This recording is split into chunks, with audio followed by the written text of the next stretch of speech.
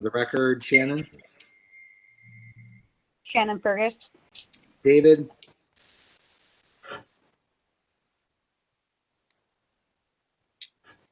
David, are you out there?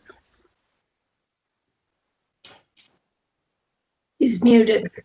I think you're muted, David, wherever you are. Ben Goodman. All right, we got Ben. Todd? Todd Boyer. Okay, Brooke? Brooke Michael Smith. And do we ever get David? I couldn't hear him. He's waving. He's still muted. Okay, try one more time. Did that work? There we go. There we go. There he goes. Excellent. Okay, perfect. Can I have a motion for the approval of the October 13th, 2020 minutes, please? So moved. Okay, Ben. Ben, and second? Second. Second from David. I'll call the roll. All in favor, Ben? Aye. David? Aye. Shannon? Shannon? Okay, we'll skip over Brooke. Yeah, aye. Todd? Aye. Shannon, you still there? You're there yet?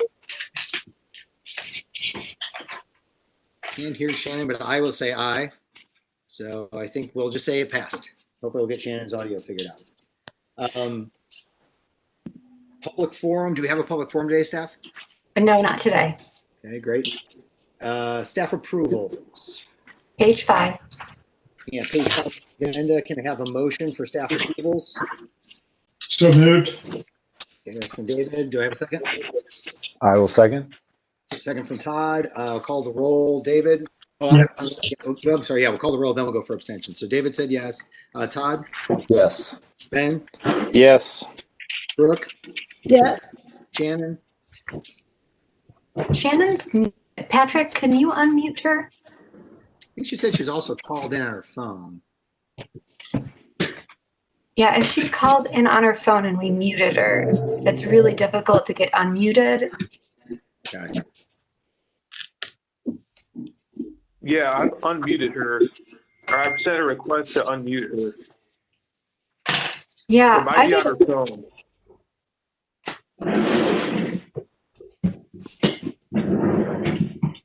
Oh, there we go. Or nope. I am unmuting her, so Okay. It looks like she was unmuted for a minute there. Can you she hear her, was. Shannon? So in technical difficulties, there's always something. Yeah, you're still muted, unfortunately. I'm attempting to unmute her.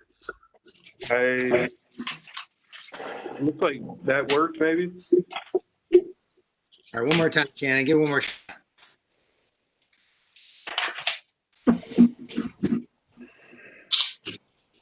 Shannon? One try, Shannon.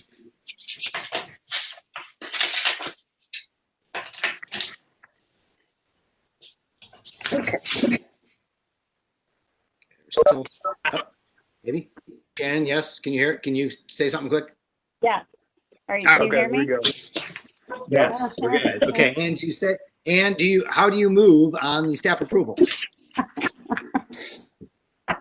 Do a favor for staff approvals? Is that yes, Shannon, for the staff approvals as well? Oh, yes. Yes. Okay. Yes. Okay, so that motion carries. I will go through and I will ask for abstentions on 247 East 3rd.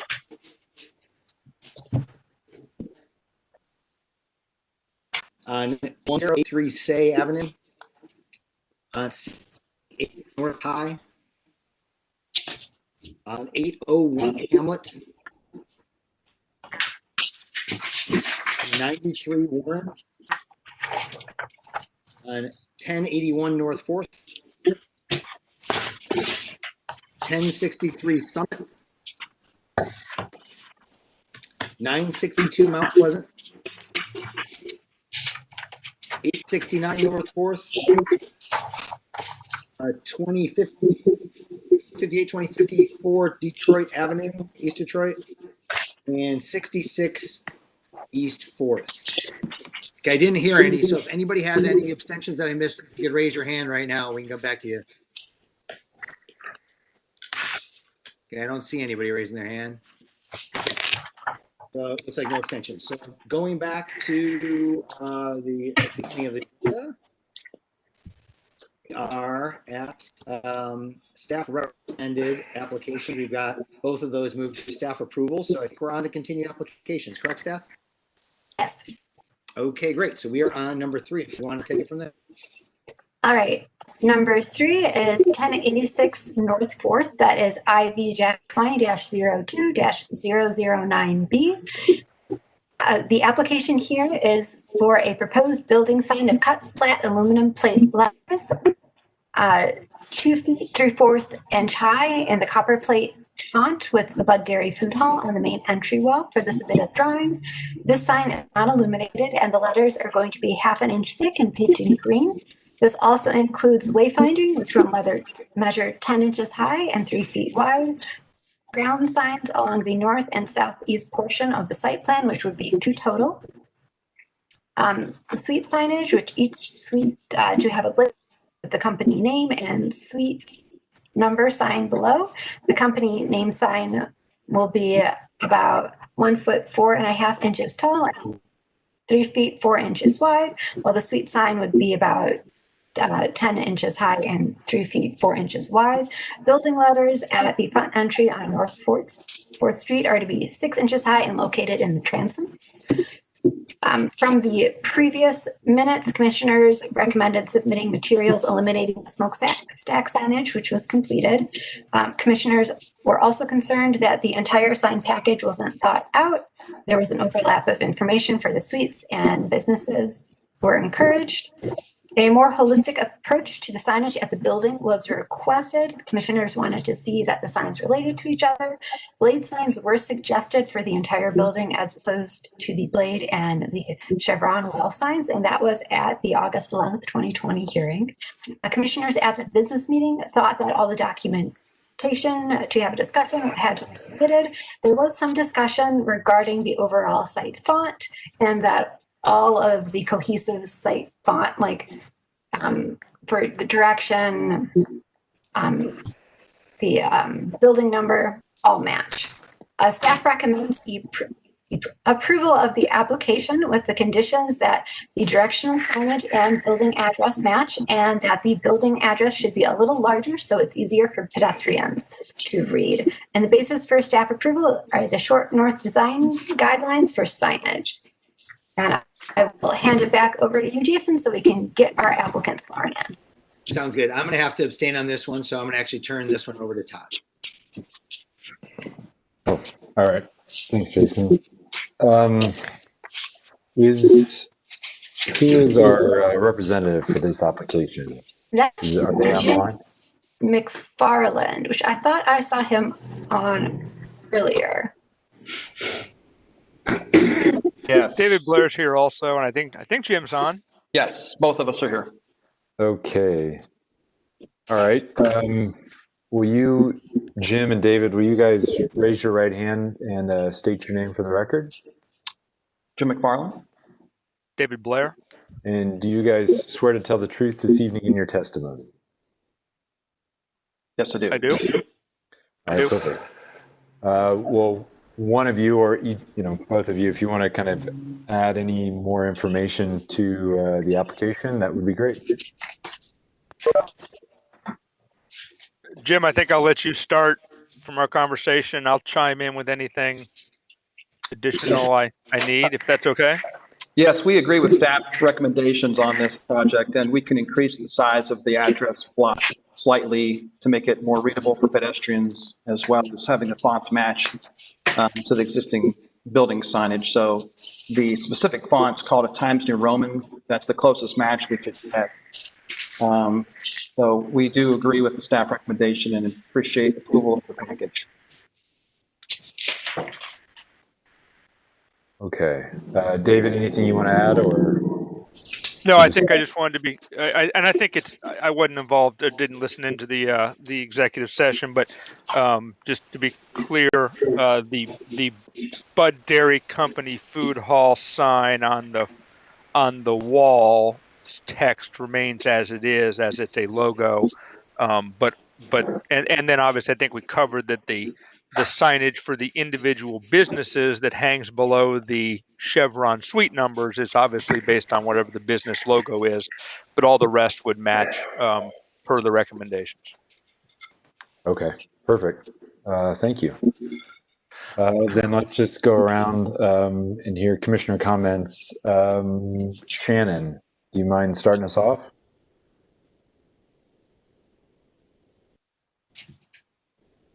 If you're there.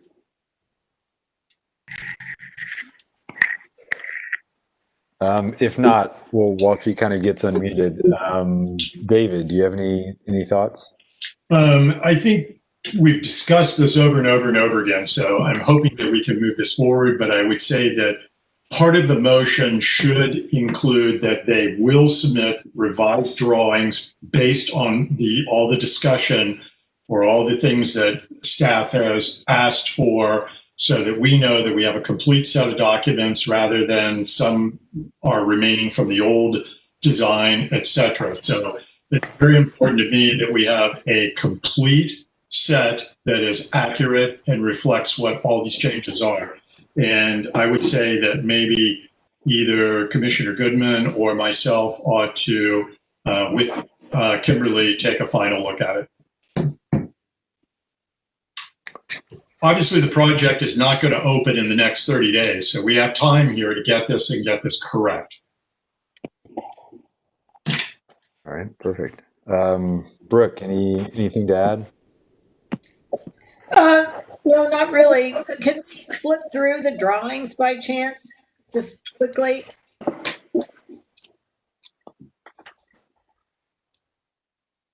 Cool, go.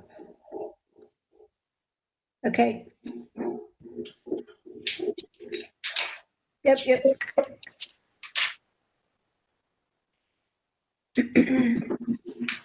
Okay, thank you. No, I have no comments. All right. Ben, any thoughts?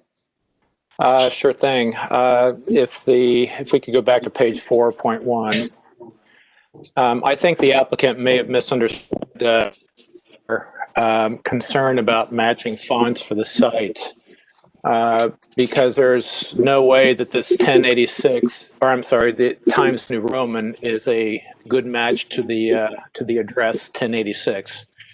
I think that the commission or some of the commissioners felt that there should be a closer alignment between the address and all the other sort of nominal typography, such as Suite 102. And that I stand by that and feel that this could be a deal breaker for me for approving the project. But let's go back to page 1, or Columbus sign drawing number 1.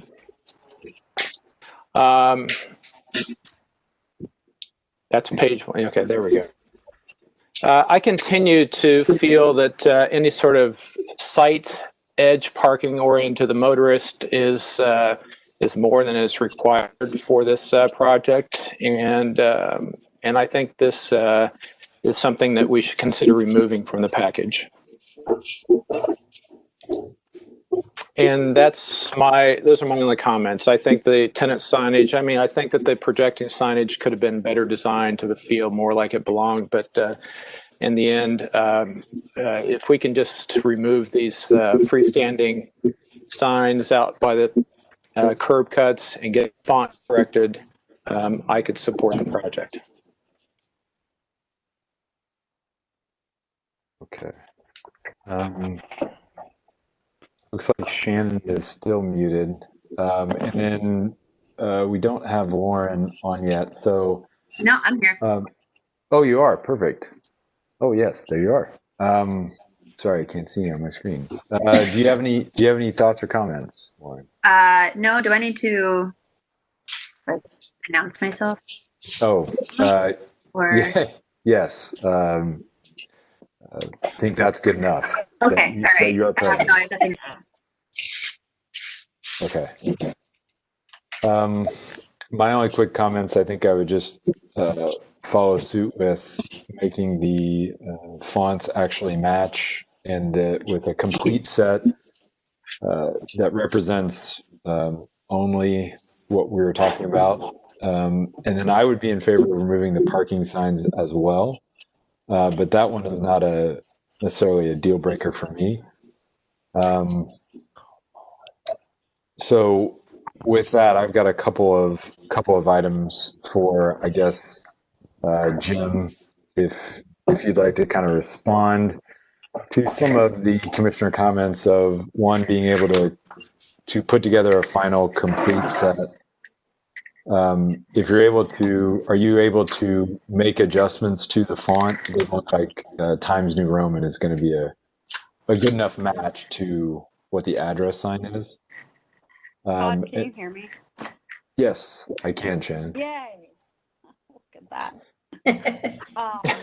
I don't have any comments beyond the font. Sorry to interrupt to tell you that. Oh, that's perfect.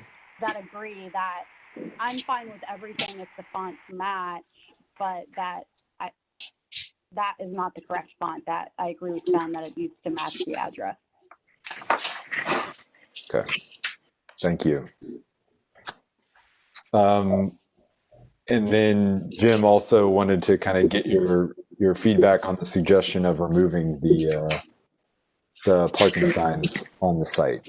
Okay, just to confirm then, on page 4.1, what it sounds like I'm hearing you say is that you want the font to not be Times New Roman for the site, but to be the same font as is indicated on page 4.1, building letters at entry. So whatever that font style is, it sounds like that's the style that you like, you prefer, that you want to see on the suite numbers. Is that correct?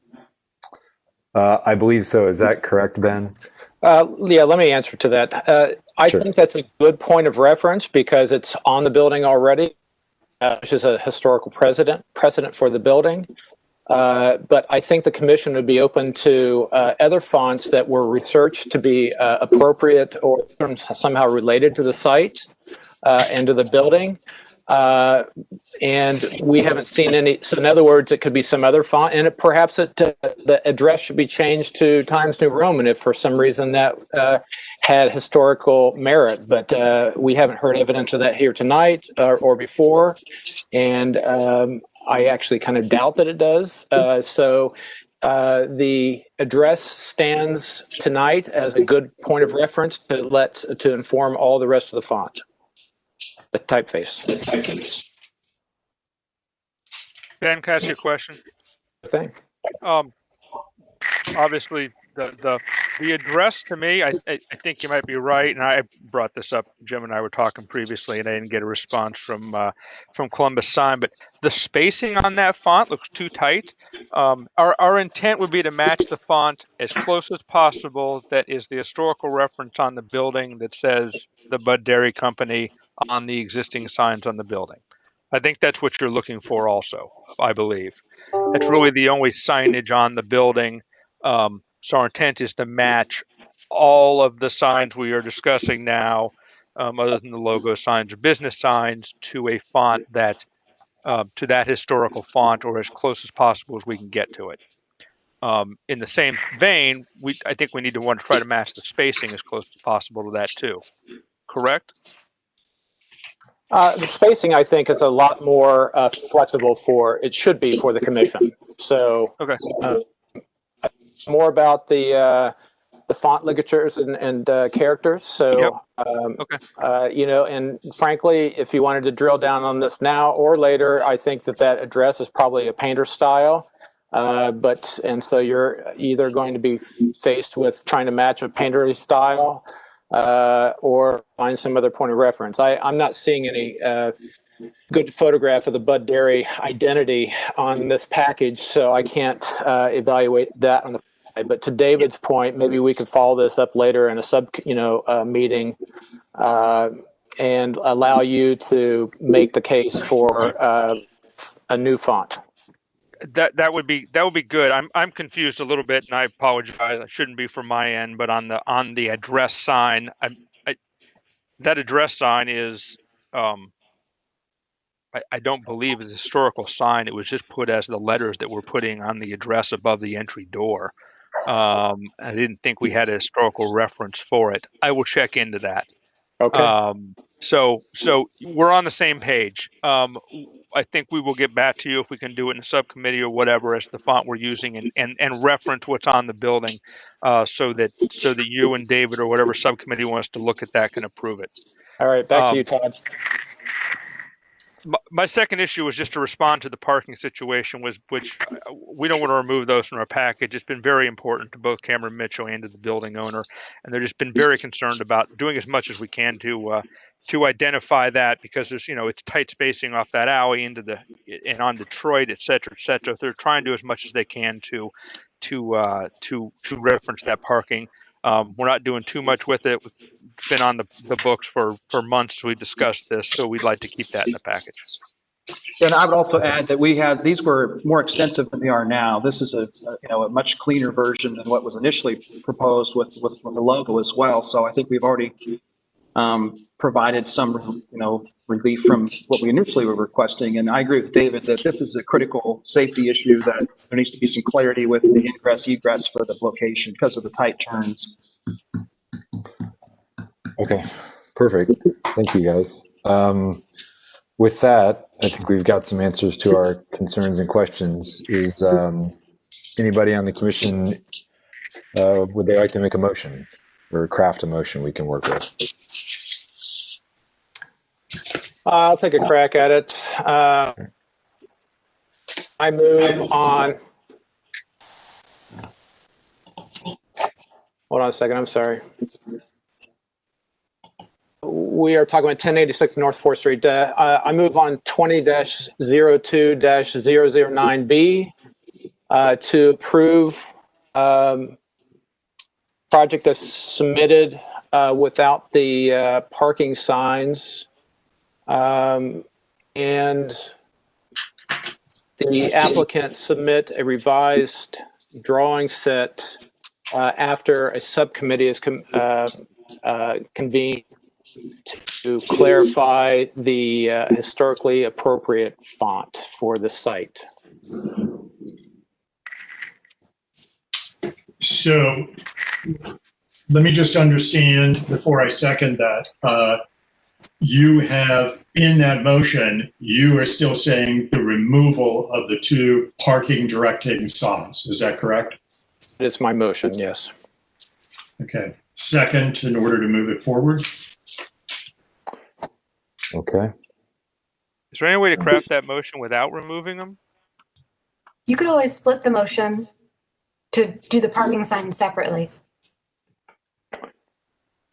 Okay. I think per the applicant's request to have it included, we should do an A and a B. And let's just do B as being the parking signs themselves. So with A, David, you second, or we'll say that Ben's motion is A and David, you second A.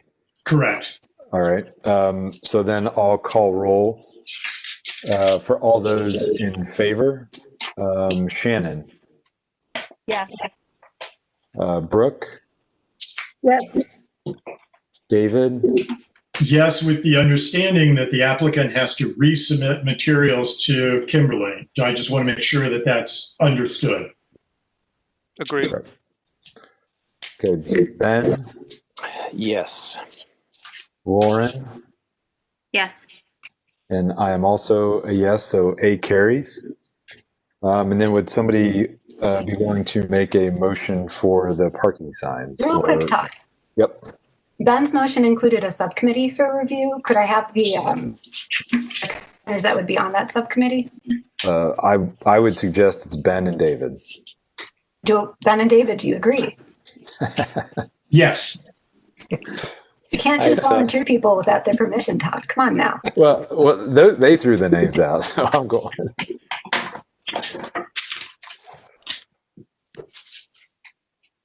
All right. I think they've both said yes. So, all right. All right. So for part B of the application, would be somebody interested in making a motion for that?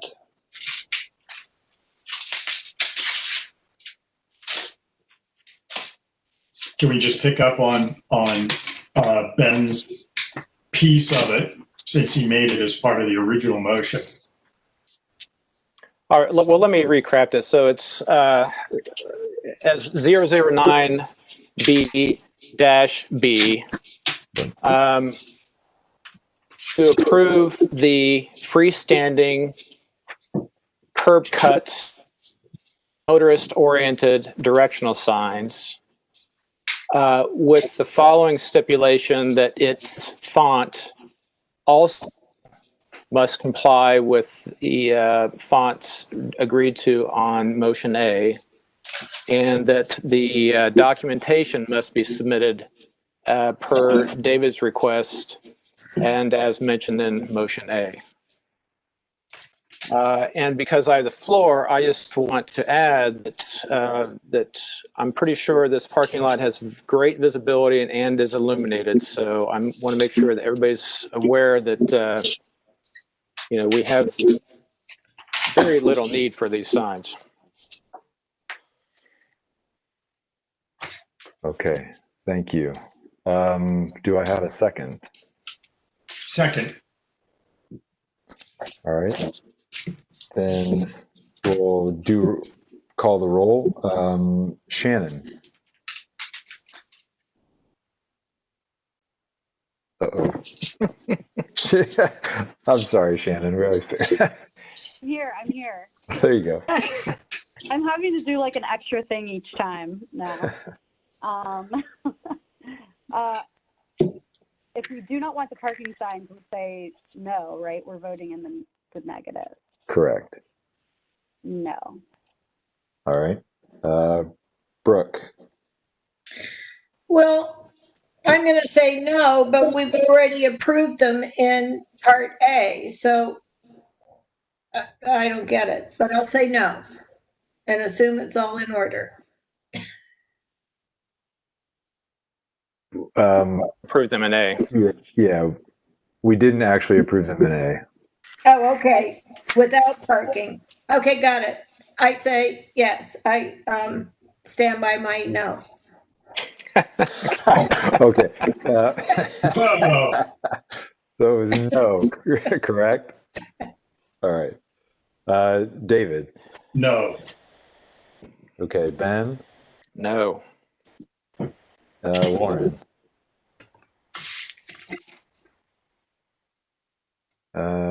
There you That was a no. go. No. Okay. I would also say no. So the motion does not carry.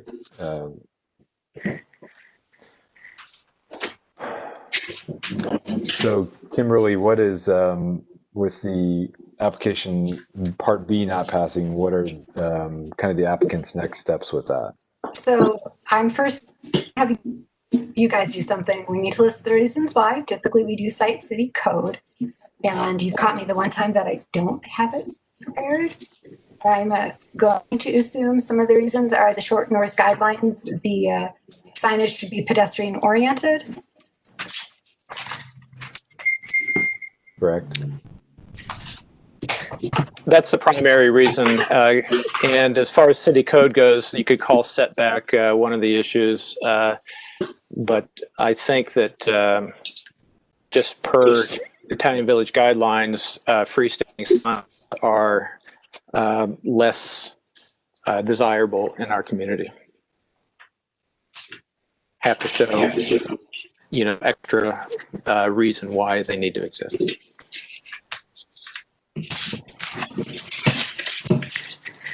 All right, and Todd, I'll give it back to you because I've interrupted what you were saying. Next steps, right? Yep. Yeah, that's it. Just next steps for David and Jim. Ready. So as part of the denial package, I emailed back a application for appeal. She'll list a number of reasons if you want to appeal. You'll have 10 days to get that back to me if you do choose to appeal it. But I'll email that out probably by. The city is closed tomorrow, so my response time isn't going to be as quick as it normally is in a given a typical week following a hearing. Okay. Perfect. Thank you, Jim. All right. Thank you, Jim and David. On to next application, Jason. Okay, thanks. We are on application number 4, 648, 662 Kerr Street. Over to staff. All right, this application is the result of a code violation. It is for the removal of the 3 damaged limestone steps to be replaced with precast concrete. Now, the commissioners at the business meeting were strongly against the application due to City Code 3116, 11 standards for alteration. They had identified it as a contributing architectural feature of the building. Other similar steps have been replaced, but salvageable steps have been saved and repaired over time. Staff does recommend the denial of the application based on the standards for alterations, which are listed below. If the applicant is denied, staff will supply an appeals application outlining the different factors such as strange and unusual circumstances or finances for the commission to take into account, similar to what I was talking about with the previous one. And standards for alteration listed below include distinguishing characteristics of a property shall not be destroyed. Each property should be recognized as a product of its own time. Distinctive stylistic features and examples of craftsmanship that characterize the property should be treated with sensitivity. Deteriorated architectural features shall be repaired rather than replaced whenever possible. I will hand this back over to the commissioners so we can get our applicants sworn in.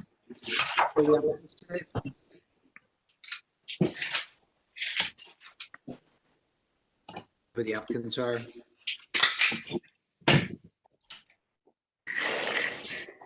You know, Can't vote the applicant to make sure that they're muted. Give me a second. It seems this one, I didn't copy over the right thing and didn't catch it. My apologies, everybody.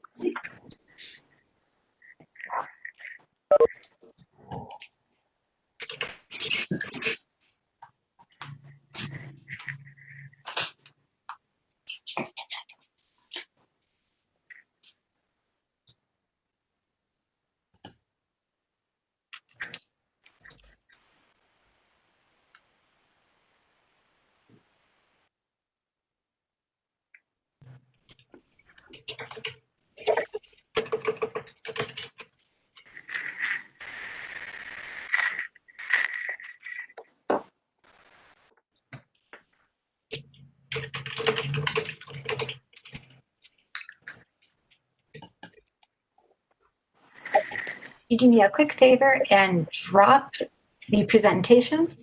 I want to see if there's anybody out there raising their hand as yeah, there we go. Thank you, Nolan. We've got Pearl and Ted Pearson, it looks like. Thank you guys, and I'm sorry for that. Okay. So can we unmute Pearl and Ted?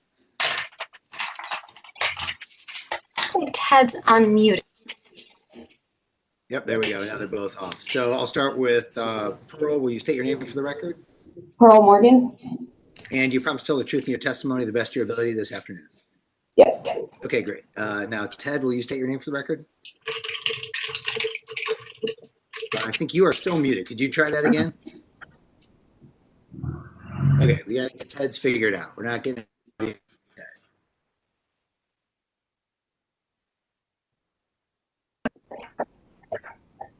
Do we have any suggestions on that one? Yeah. He and I are right next door to each other, so he can come into my office if he needs to.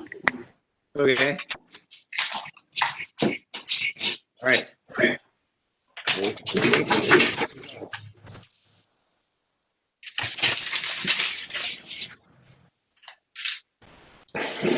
Excellent. Okay, Ted, will you state your name for the record?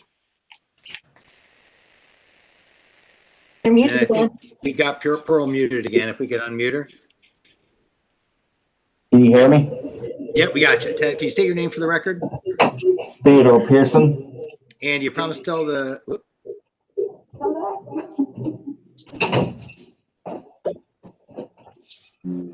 And you promise to tell the truth in your testimony to the best of your ability this afternoon? I do. Okay, excellent. So over to you. You have a short time to explain what's going on, and then we'll go over to the commissioners. Yes, we had 58 stoops throughout our portfolio to be replaced. That was identified through pre-act inspections as well as some safety concerns. This was missed as a historical building when we was putting the package together for HUD to get pre-approved. Anything over a certain dollar amount has to go to HUD. For these particular three, after we saw that it was a historical building after the work already been done, we did try to drill down on the reason why this was on our list. Found out that these particular steps, even though the pictures don't do it justice, had a lot of problems with the handrails, and the residents was concerned, and they've been fixed several times as well as trying to be patched. So got on our list to be one of the stoops that would be replaced. So that's how they got on our radar. And then we did not know they were historical until after we got the violation. Okay.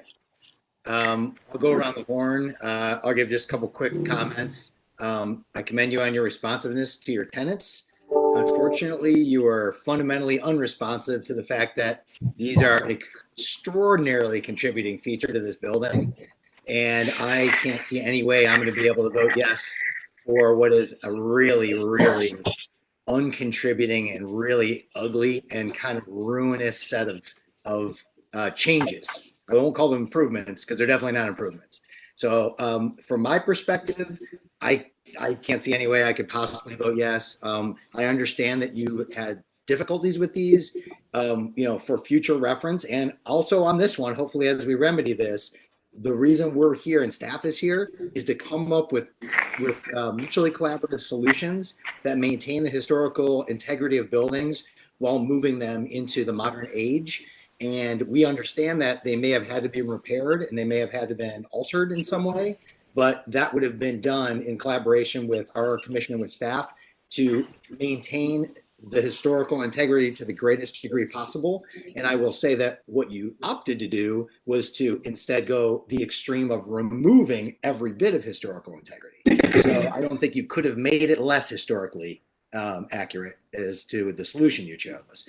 So I'm going to have to vote no on this and then move it forward through the rest of the process. So I'll run through the commissioners for their comments. David, would you like to fire up on this one after? I'll be very quick. I support what Jason said, and I don't need to repeat it, but I will also comment that it is a very rare time when there's almost absolute unanimous agreement by all the commissioners. And at the business meeting, this was clearly, unanimously, sadly, the wrong solution for the step replacement. I do not approve these. Okay, Shannon? Can you guys hear me? Yeah, we got you. Cool. Yeah, I mean, but wrong solution, and I agree with all of the comments. Okay, Brooke? I agree with all comments. Okay, Todd? I also agree with all the comments. Lauren? I agree as well. Anything to add? Ben? I support Commissioner Sudi's perspective on this, and will add that I will be flexible on the handrail solution to make sure that we get the right kind of materials installed going forward. Okay, back over to the applicant. You've heard our opinion on this. Do you have any other questions or things to add? No, I agree with that myself. Okay, fair enough. I mean, this was after a fact. Like I said, this is a historical building. Once I went out there after it got on our list, I definitely saw the issue at hand. Unfortunately, we did already have it in the works because of how we deal with HUD and the costs. Gotcha. Okay, well, let's do a motion, then staff can inform you of whatever the next steps are. So can I have this would be a motion in favor of approval. So this would be a motion in support, and then we have to vote accordingly. So who will make that motion? So moved. Okay, do I have a second? Second. Okay, so remember, if you vote yes, that means you support this motion. If you vote no, then you do not support the motion. So we'll go through the roll. David? No. Todd? No. Shannon? No. No. Lauren? No. Ben?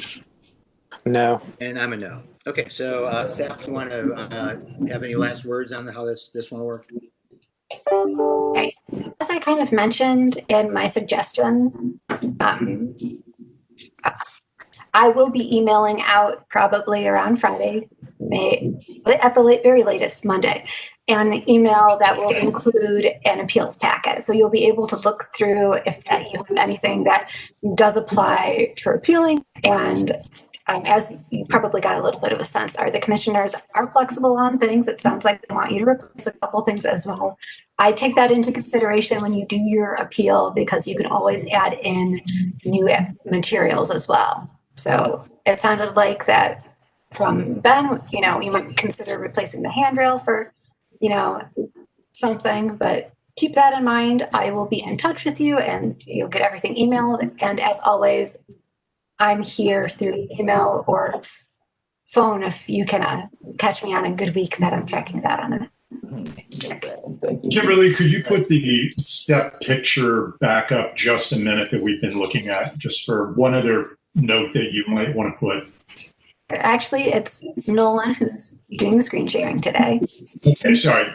Do you notice starting at the bottom, if you count 1, 2, 3, 4, that slab looks like it's split all the way around on the side and across the face? So this is another example of this is not the right solution if it's already split. That's going to cause another problem sooner than later with a couple of freezes and thaws around here. So I just wanted to point out that it's not just the material, but it's also the way what has been installed isn't right. I have a question. I'm sorry. This is the original one. What we replaced was with precast because we did it across our portfolio. So this is Take your mask the, off, please. You're not coming through. We can't hear. I cannot hear you. Here. So what Ted was saying is that one that we're looking at, this is the original one. So it looks like this one does still need to be repaired. They haven't yet. The ones that they replaced were the precast concrete ones. It got into the remaining ones that are here. Very different. Yes. And Ben, I believe you were saying something too. I'm curious if there's any chance they can recover the steps, the stone slabs that were removed, or are we going to be looking at new limestone, some other stone in the future solution? it looks like probably new limestone. Thank you. Okay, thanks, applicant. Please work with the staff and we'll get this worked out. Any other comments from commissioners, or are we ready to move on? Ready to move. Sounds good. Thank you. Over to the next application. All right, this is IV-20-11-012. This is 145 East Detroit Avenue. Proposed work is to remove an existing chimney on a historic house, built approximately 2006, and repair the roof as necessary. The existing chimney has a thin brick and is within 10 feet of existing AEP-owned telephone pole. The commissioners at the business meeting were divided between being okay with allowing the removal of the chimney and looking at the house in a historic context. Commissioners did note that there were multiple houses in the area similar to this one. Additional photos were requested and they have been added as well. Nolan, you can go through and scroll through this one at your leisure. To kind of look over what's on the screen sometimes. New things do get added. So we've got 1004 Summit and 1007 Summit. The current house does look similar, including the house right across the street, which is 146 East Detroit Avenue. That one was built in about 1910. The current chimney that's in the out of scale with the other surrounding historic chimneys that have that similar kind of design of the floor plan and the house. We also have to chimney as a contributing feature as the house as it was designed with it, and that's based on the 3116.11, the standards for alteration. Contributing features should be retained and repaired in like kind. Staff recommends that the application is approved based on the fact that this house is non-historic and the house so closely mimics its historic neighbors. This removal would set the modern house apart and as distinctive from those historic neighbors. Basis for the staff recommendation is 3116.12, the standards for new construction. A new structure should look new, reflecting the contemporary design while using contemporary design elements that relate to the existing contributing properties surrounding the new structure. Building height, width, mass, and proportion affect the degree of compatibility between the old and the new. And the 3116.11 standards for alteration. Each property shall be recognized as a product time. Alterations that have no historic basis and which seek to create an earlier appearance shall be discouraged. Right, Jason, I'll hand it back to you. We should have Matt Toddy, our applicant here, and does look like this. Oh, sorry. Matt, will you state your name for the record? Yes, Matt Toddy. And will you promise to tell the truth to the best of your ability in your testimony this afternoon? I will. Okay, great. So over to you. Yeah, thank you, commissioners. Thanks, Kimberly, for that great introduction. Just a few additional notes from our discussion at the business meeting 2 weeks ago. The two examples that you're looking at, the one across the street from the applicant resident here, and then the one on Summit Avenue, you'll notice that both of the chimneys in these cases, which are historic, much older residences, the chimney actually exists on the ridge line. Whereas in the case of the application, the chimney is in the wrong place for the vernacular. It's on the side of the house. I'll also note that we had discussed a few of the newer builds in the neighborhood on East 4th and East 3rd. While the application is not associated with any of those more recent builds, none of those more recent structures have any chimney at all. So in keeping with Kimberly's assessment that new structure should look new, the removal of this chimney would bring it more into alignment with some of these more recent structures built within the neighborhood than what you're seeing now, which is obviously 110 years old. So with that, I'll ask for questions. Okay, sounds good. I'll go around the horn. Let's start.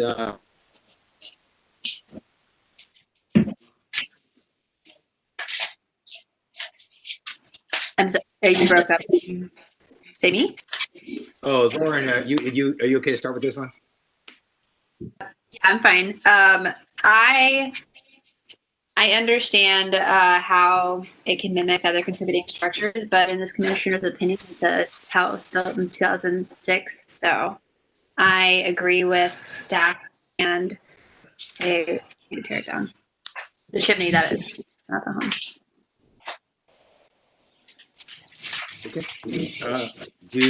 Ben, do you want to go next? Sure thing. This has been a great discussion and precedent-setting kind of application. But I'm going to, and I really thought, it came down to what we would have approved when the house was built. But under the circumstances, and something being brought up by the applicant about the location of the chimney, I'm going to side with staff and support approval of this project or the application as submitted. Okay, and Shannon? I also am in agreement with staff for approval due to the home being from 2006. Okay, David? I need to abstain. Okay. Brooke? I agree with all comments. Todd? I was going back and forth, but I will also agree with staff, their assessment in this application. And I also agree. And another factor that wasn't, maybe someone mentioned it, but for me, is the fact that this is a thin brick veneer on top of a block, and it's not. I would think if we were reviewing this now and we were having them do a real chimney, then it would be a real chimney.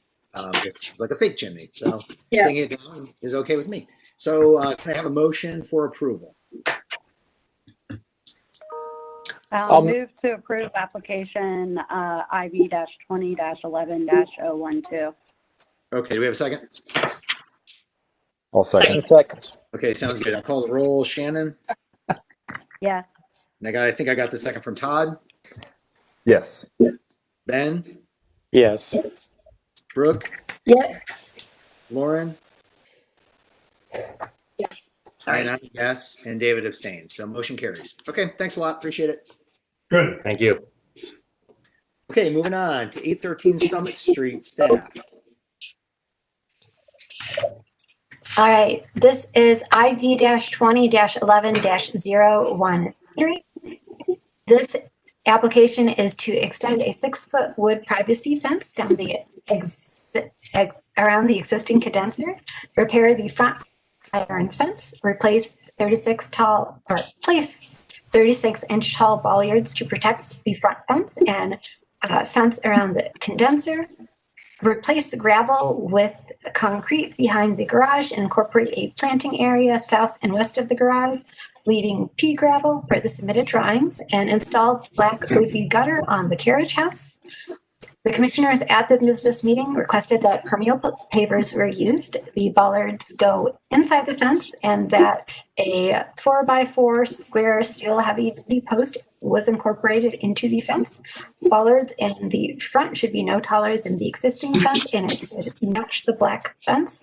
Commissioners agreed that the item could be moved to staff approval if the items listed above were changed. And I did talk with Julie a little bit. There was some issues with the pavers and a little bit of confusion of what we remembered. So I thought this needed to come to commission so we could get everything straightened out and in a motion, and you guys could all discuss everything that we had questions about.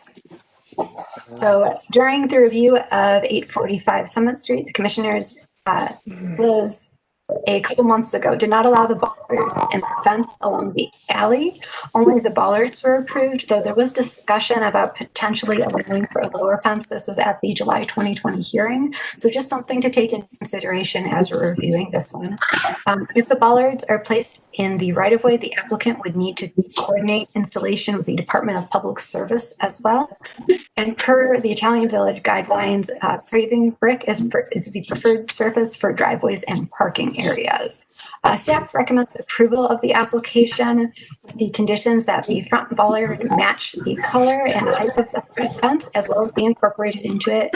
The rear fence not have bollards, and yes, the basis for staff recommendation are the Italian Village guidelines, the fence enclosures, and the sidewalks.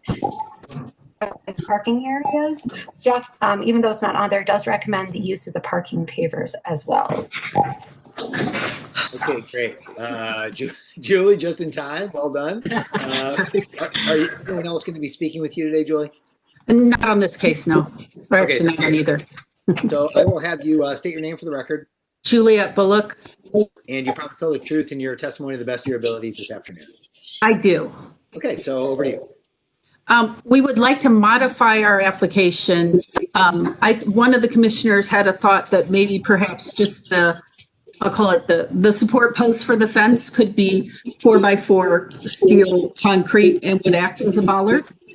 And so put one of those at the corner. So I thought that was a good idea. So that's what we wanted to do on the front fence, is just use the post of the fence as the bollards themselves.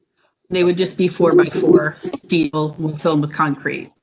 And then so you can just ignore this drawing that's on the screen right now. Regards to the back area, my client is still very concerned about pavers. The people that live behind him use this to back up. So we just don't feel like the pavers are going to hold up for very long at all. While there is a pole on the corner that won't, keeps people from clipping the corner, they are using the driveway area for maneuvering. So we would prefer to just rather than do the pavers, just do planting beds at those two locations where we had shown additional concrete. So we were proposing just planting beds and submitting landscape plans to staff for approval. Oh, okay. Thanks. Anything else before we go through the comments? I don't believe so. Okay. Ben, you want to start on this since that was your suggestion on the bollard? Just hold on, muted yet. You're muted, Ben. You're talking about me. I think it's a great come around to do the 4x4 in the corner post. I'm assuming we're just talking about one post to shore up that what seems to be a target, a lightning rod for people running over it. Yes. So that will, I think, do what you need to do to defend against that. I am not really for or against bollards by the air conditioner condenser, but as far as moving away from pavers towards a planting bed, I think that's absolutely fine. I think the main thing we were shooting for is permeability. So if it's not going to be a parking space, then regular planting materials is fine. Sounds good. Let's go to Brooke.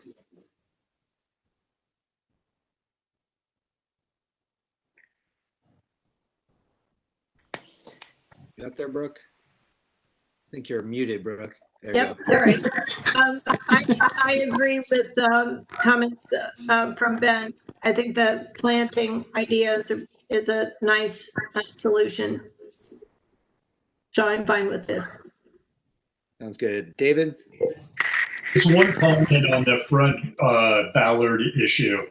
If you drive East First Avenue, you will see there are numerous examples of where the posts are actually limestone or could be concrete and let the iron fence tie into it so that it would be more historic or at least more appropriate for the age of this house when you look at the rest of the details. Just a thought, just a suggestion, but could be, I think, an effective solution. Okay, I'll have to look into that. Lauren? I have nothing to add. Todd? I have nothing either. I'm in favor of all the changes. Shannon? I'm in favor of everything. And I'm good with the way it's changed as well. Can I have a motion to approve? I'll move on 813 Summit Street, 20-11-013 to approve with the following changes. That we understand is that the applicant has agreed to the idea of a 4x4 square post acting as a corner for the metal fence on the southeast corner of the property. To David's point, I think it'd be fine if I think we're also in agreement that a limestone post would be completely appropriate. So if the applicant wants to exercise that as well, it's appropriate. Moving to the back, we're understanding that the area that had once been understood to be covered with concrete is now going to be planting area, and that there are no bollards being proposed anymore on that southwest corner. Okay, can I have a second? Second. Okay, I'll call the roll. Ben? Yes. David? Yes. Shannon? Yes. Brooke? Yes. Okay, Todd? Yes. Lauren? And Jason, yes. Motion carries. Okay, thanks a lot. Appreciate it. I think you're up next again, Julie. And did you say someone else was joining you on this one? Julie. Can we get Julie unmuted? Yeah, Nolan, this is number 8. Yeah, number 8. I think it's Julie as well. Julie, do you have Oh, anybody? okay. Do you have anybody No. else? No, No, it's okay. just me. Okay, sounds good. So over to you, staff. All right, this is IV 11-015, 1152 Summit Street, also previously reviewed as 1156. The application variances for R4 lot size, fronting, maximum side yard, minimum side yard, rear yard, and side yard obstructions. We have been requested to vote on these for recommendation this meeting. And then there is a conceptual review to construct a single family 3-story house, construct a 1.5 story 3-car garage bordered by a single parking space. The garage would have a 2-car garage door and a single car garage door, with a single car garage door portion being reduced back slightly to create a visible cross roof. I've included comments at the previous hearings. I do have to include, because I have to give a very sincere apology to Mr. Dorsey. He'd sent me a letter previously that I told him I'd include, and I completely forgot about it. So if it's okay with you, Jason, I'm just going to read it real quick. Yeah, please do. He emailed me and I was able to catch it. We were at the office, like I could put a piece of paper down. It's the problem with using your work desk and your personal thing. You can't leave yourself notes. I hear you. Just don't read us your water bill. You got to read us the actual letter. That's the problem. You won't pay my water bill. All right. So getting back on track. Dear respected commission, I am writing with concern over development and empty lot on my block. I know your time is important and the commission is generally very busy, so I will attempt to be brief. I've owned my house in Italian Village for 13 years and I've proudly applied for commission approval for my original rehab of my house and again for the addition that I added 3 years ago. I thoroughly enjoy the historic nature of our neighborhood. I am writing in preparation for the quickly coming development of the empty lot at 1152 Summit Street. An investor recently purchased the lot and, as I understand, is planning on building there. I have no problem with new structures. My concern is with the historic nature of the block of Summit Street between East Greenwood Ave and 4th Avenue. That this is the main thoroughfare into Italian Village. This would be the first thing visitors to our wonderful neighborhood see after passing the beautiful Beaker building. Specifically on this block, the east side of Summit Street has 8 single-family homes of similar size and historic look. The west side of Summit Street has only multifamily residential structures. The lot I am writing about at 1152 Summit sits on the single-family residential structure side of Summit Street.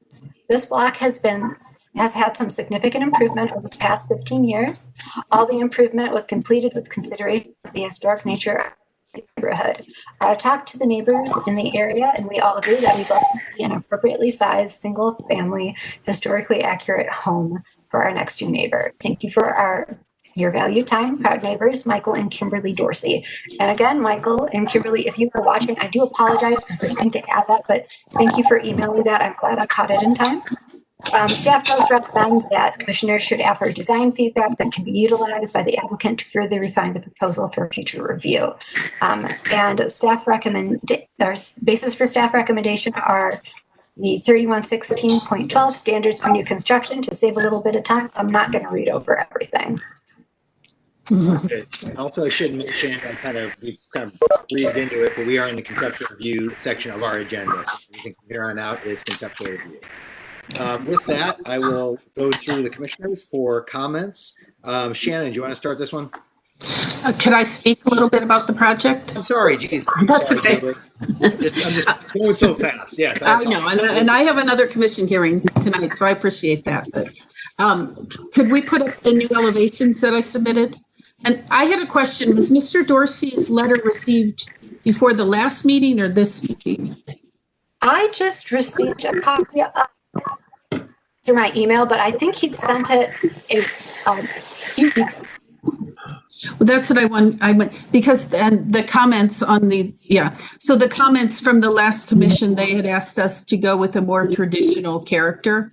And that's what we have to do here is, more traditional in scale with the neighborhood.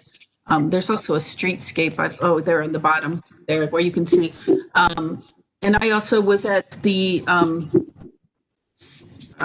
meeting a couple weeks ago. The neighbor, this. And we have no issue with, I think a couple of the comments were about lowering the eaves a bit to align with the existing house. And we don't have any issue with that either. We agree that the home should be more traditional in character and match the character of the house. Regards to the variances, because some people I think were not here for that meeting. We're proposing a single lot for these two residences because for a number of building code and a recommendation of city zoning staff, which allows us to get the required parking on site without all kinds of fire rating issues. But this would be, two residential homes, so it'll be a condo that will be sold separately. So, for all shapes and purposes, it's going to be a single family home. It's just on a single parcel because for a number of restrictions within building code, and it's what the zoning department recommended as well.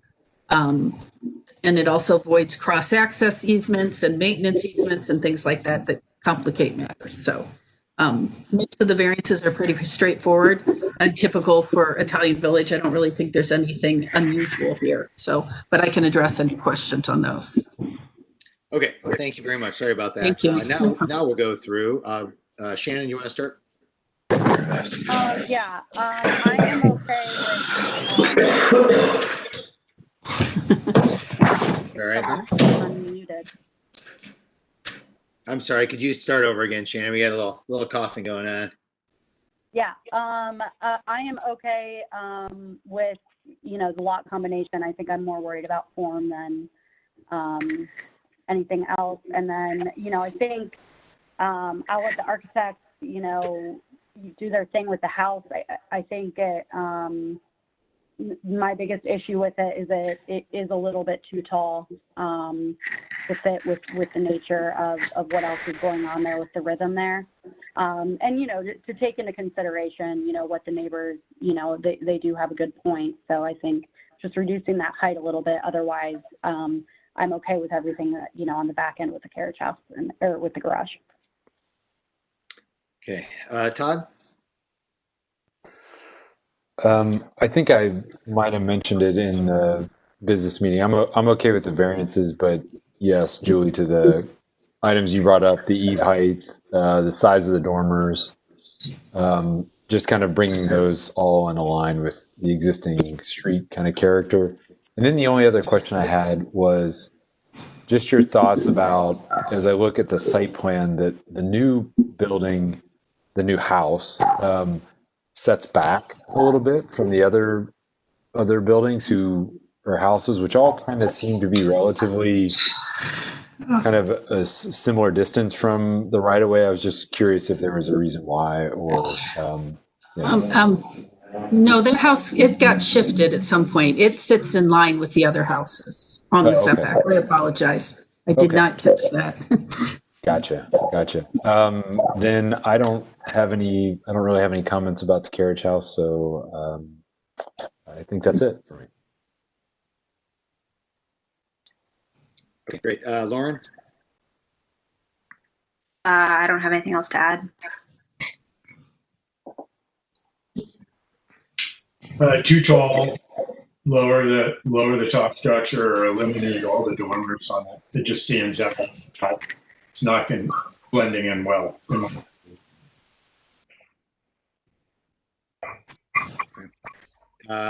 Brooke? I agree with the comments made thus far. Okay. Yeah, I am on the fence about the variances. So I guess I'll be thinking that as we move toward the vote, or I'm sorry, this is conceptual. So suffice to say, I'm on the fence about the variances. As far as the architecture, I'm getting an awful lot of background noise. Yeah, can we take a moment and try to cut that down? I do think that the other commissioners are correct that the peak of the house is probably, the house appears too tall. I think the peak is probably fine. I think the problem is the slope of the roof and trying to actually make it a 3-story house. Or I think it's just going to have to lose the idea of any sort of knee wall on the 3rd floor, and increase the slope of the roof to be more appropriately proportioned gable end facing the street. But more important is that the dormers on this home are completely dominating the house and the roof line. And so I think one of 2 things could really help this. One is that towards the back of the house, where I kind of interpret there might be an outdoor space, that the roof line continue over that space, and it can be an outdoor space, but it's just going to have to be under the roof. And you can see an example of this kind of treatment on Russell Street between High and Kerr on the north side of the street. But it could be that you just reduce the size of the dormers so they don't dominate, the whole line and sort of form of the building. So take those thoughts to your next step. I guess in treatment-wise, I'm not sure I completely understand this whole chair rail separation of the horizontal siding and the vertical siding. So I would invite you to revisit another solution there as well, but that's less important than these roof line issues. Yeah, I agree with Ben. I think the overall height, you got into the right spot. The eave issue is very distinct, and especially because there's so many houses in a row that really are within a few, almost inches, if not, within a foot probably of how that eave works. Staff, are we being asked to move forward on the variances tonight? Is a recommendation? Yes, Julie had requested that the variance be voted on. Okay, so we probably should kind of go back through the horn just in case people had concerns. I know Shannon expressed, at least initially, a lack of concern about that. And again, I don't think I have any significant concerns on that. We do have a reduction in overall, lot size and various things, side yards and whatnot. It doesn't, I think just like any of these for me, I think in between there, we're probably going to want to see pervious pavement of whatever type if we, do patio or whatnot. But I'll go back through just real quickly to see if anybody has anything specific to talk about regarding the variances, since we'll be making a motion, or they're requesting a motion to recommend those for approval. So Ben, do you have anything on those variances? I think I'm going to vote against the lots or the lot combination. I just think that it has to do with just keeping the integrity of the fabric and the layout of the community. So I know I may be in the minority, but that's fine. I think it's important to send a signal that it's not always going to happen. Okay, Shannon, back to you in case I don't want to misrepresent your feelings on those. Yeah, no, I have no issues with variances since the form is kind of staying, in place. David, your thoughts on the variances? No. No changes. Okay, Todd? Okay. No issue with the variances. Okay, Lauren? No issues. And Brooke, the variances? No, when this is submitted the next time, I think it'll be interesting to see the building moved up in line with the existing homes to see how tight that gets, because it seems to be a little bit of an angle. It doesn't seem like to be a straight move. But anyway, no issue. Okay. Other than that. I think just to clarify that, Julie, I think you said the site plan that showed it moved up was the correct one now, not the other one, because they're 2 different spots. Can we unmute Julie real quick? I had submitted another corrected one, but it didn't make it into the loop, so I apologize. Yeah, so the one that it is at the line. It's at the line, yeah. City planning will want that as well. the city planning department. So, yeah. Okay, so can I have a motion in favor of recommending the variances to the BZA? So moved. And quick question. Or I just want to clarify that my stance against the variances is not full. It's really just about the first one, I guess, about 3 single-family residences on a single lot. Is that right? All the rest of them are kind of normal variances. Yeah, I mean, they get into Yeah. lot coverage a little bit, Yeah. kind of obtusely, but yes, yeah, I think you're on the right track.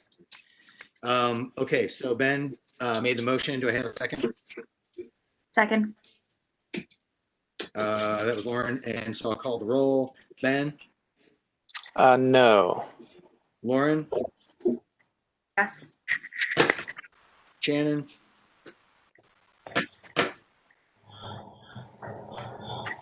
You got that, Yes. Shannon? All right, David? Aye. Yes. Brooke? Yes. And Jason's yes, so the motion carries. Okay, anything Thank else you. from us, Julie? No, that's it. Thank you. Okay, great, thanks a lot. On to Bye-bye. number 9 staff, 918, 918 and 1/2 Mount Pleasant. Right. This is IV-20-11-016. The application is to construct a 20 by 20 2-car garage. The garage would be a story and a half with a single 16-foot wide door. Keep in mind, the right-of-way is 22 feet, but it's paved a little wider. There will be 2 gooseneck lights over the garage door. Beneath the table, there will be a vent. West elevation will have 2 main doors with small lights next to them. A new asphalt paved parking space to the north of the proposed garage as well.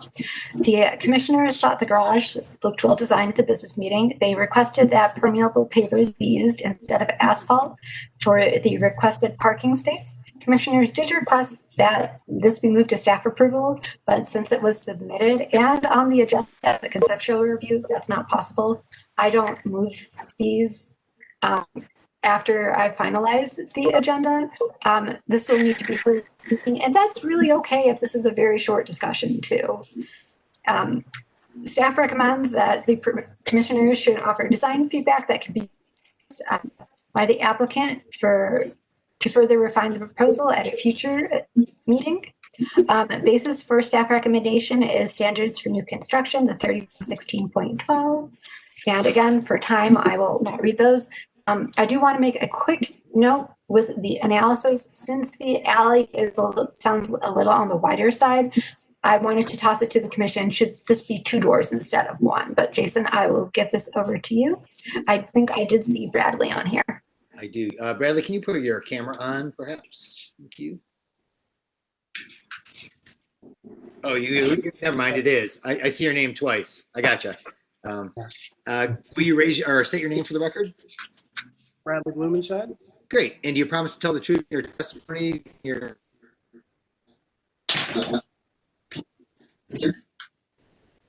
I do. Oops, lost you. Sorry. Oh, that's okay. Screen is refreshing. There we go. Got you back. Anybody else in the room going to speak today? No, I think it'll just be me. Okay, sounds great. So do you have anything to add to what staff has already mentioned? No, not really. I think she covered it all pretty well. The reason we're going through the conceptual review right now is because we were still working through our zoning analysis.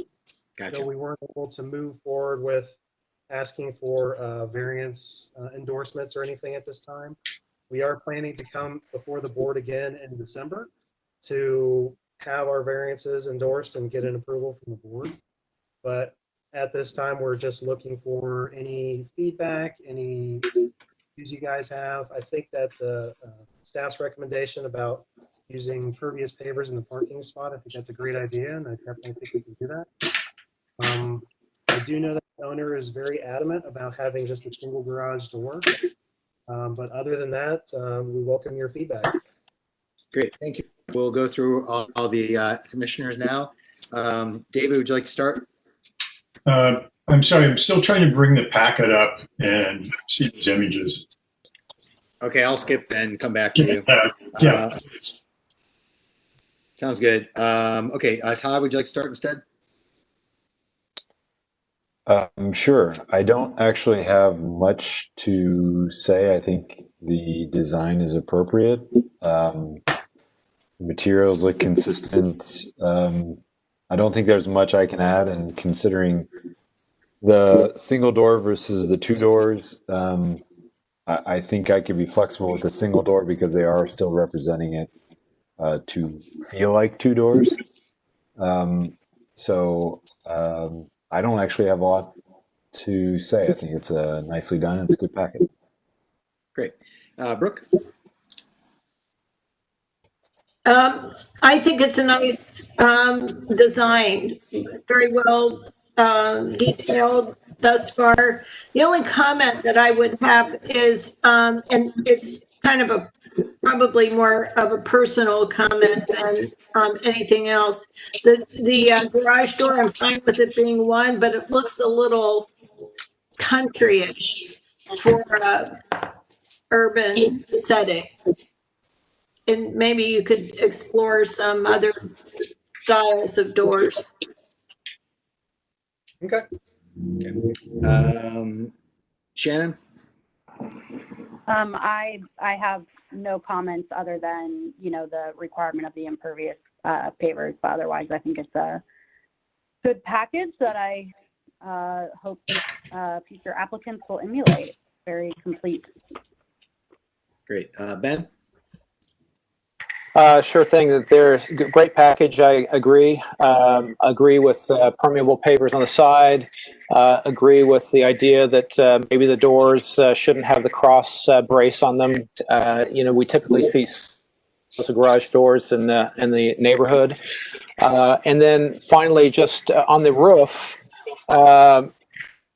seeing a lot of sort of cheats on how the flashing along the roof ridge sometimes doesn't go all the way to the end. So I'm just going to ask you to kind of keep an eye on, as an architect, making sure the right kind of roof ridge flashing detail is implemented that goes all the way to the, from one end of the roof to the other.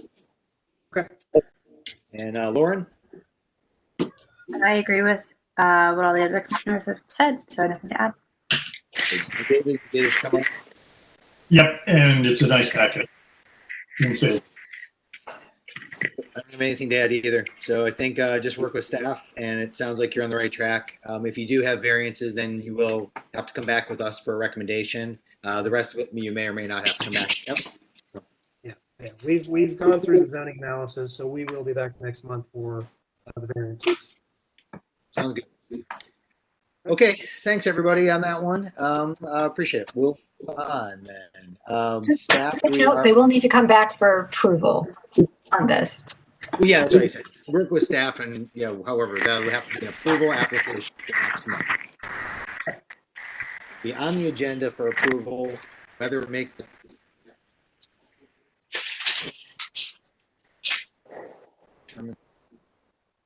Okay, so to 39 East Hubbard. Jason, you broke up a little bit there when you were talking. Oh, yeah, 39 East Hubbard. Just ready to roll, I think. All right, so this is IV-11-017. Again, we're still in conceptual land. So this is an application to construct a mixed-use building at the corner of Hubbard and Pearl. The building would have 3 floors of parking, 1 below grade, a white box office space with a bathroom core on level 3, and 37 apartments starting on level 4.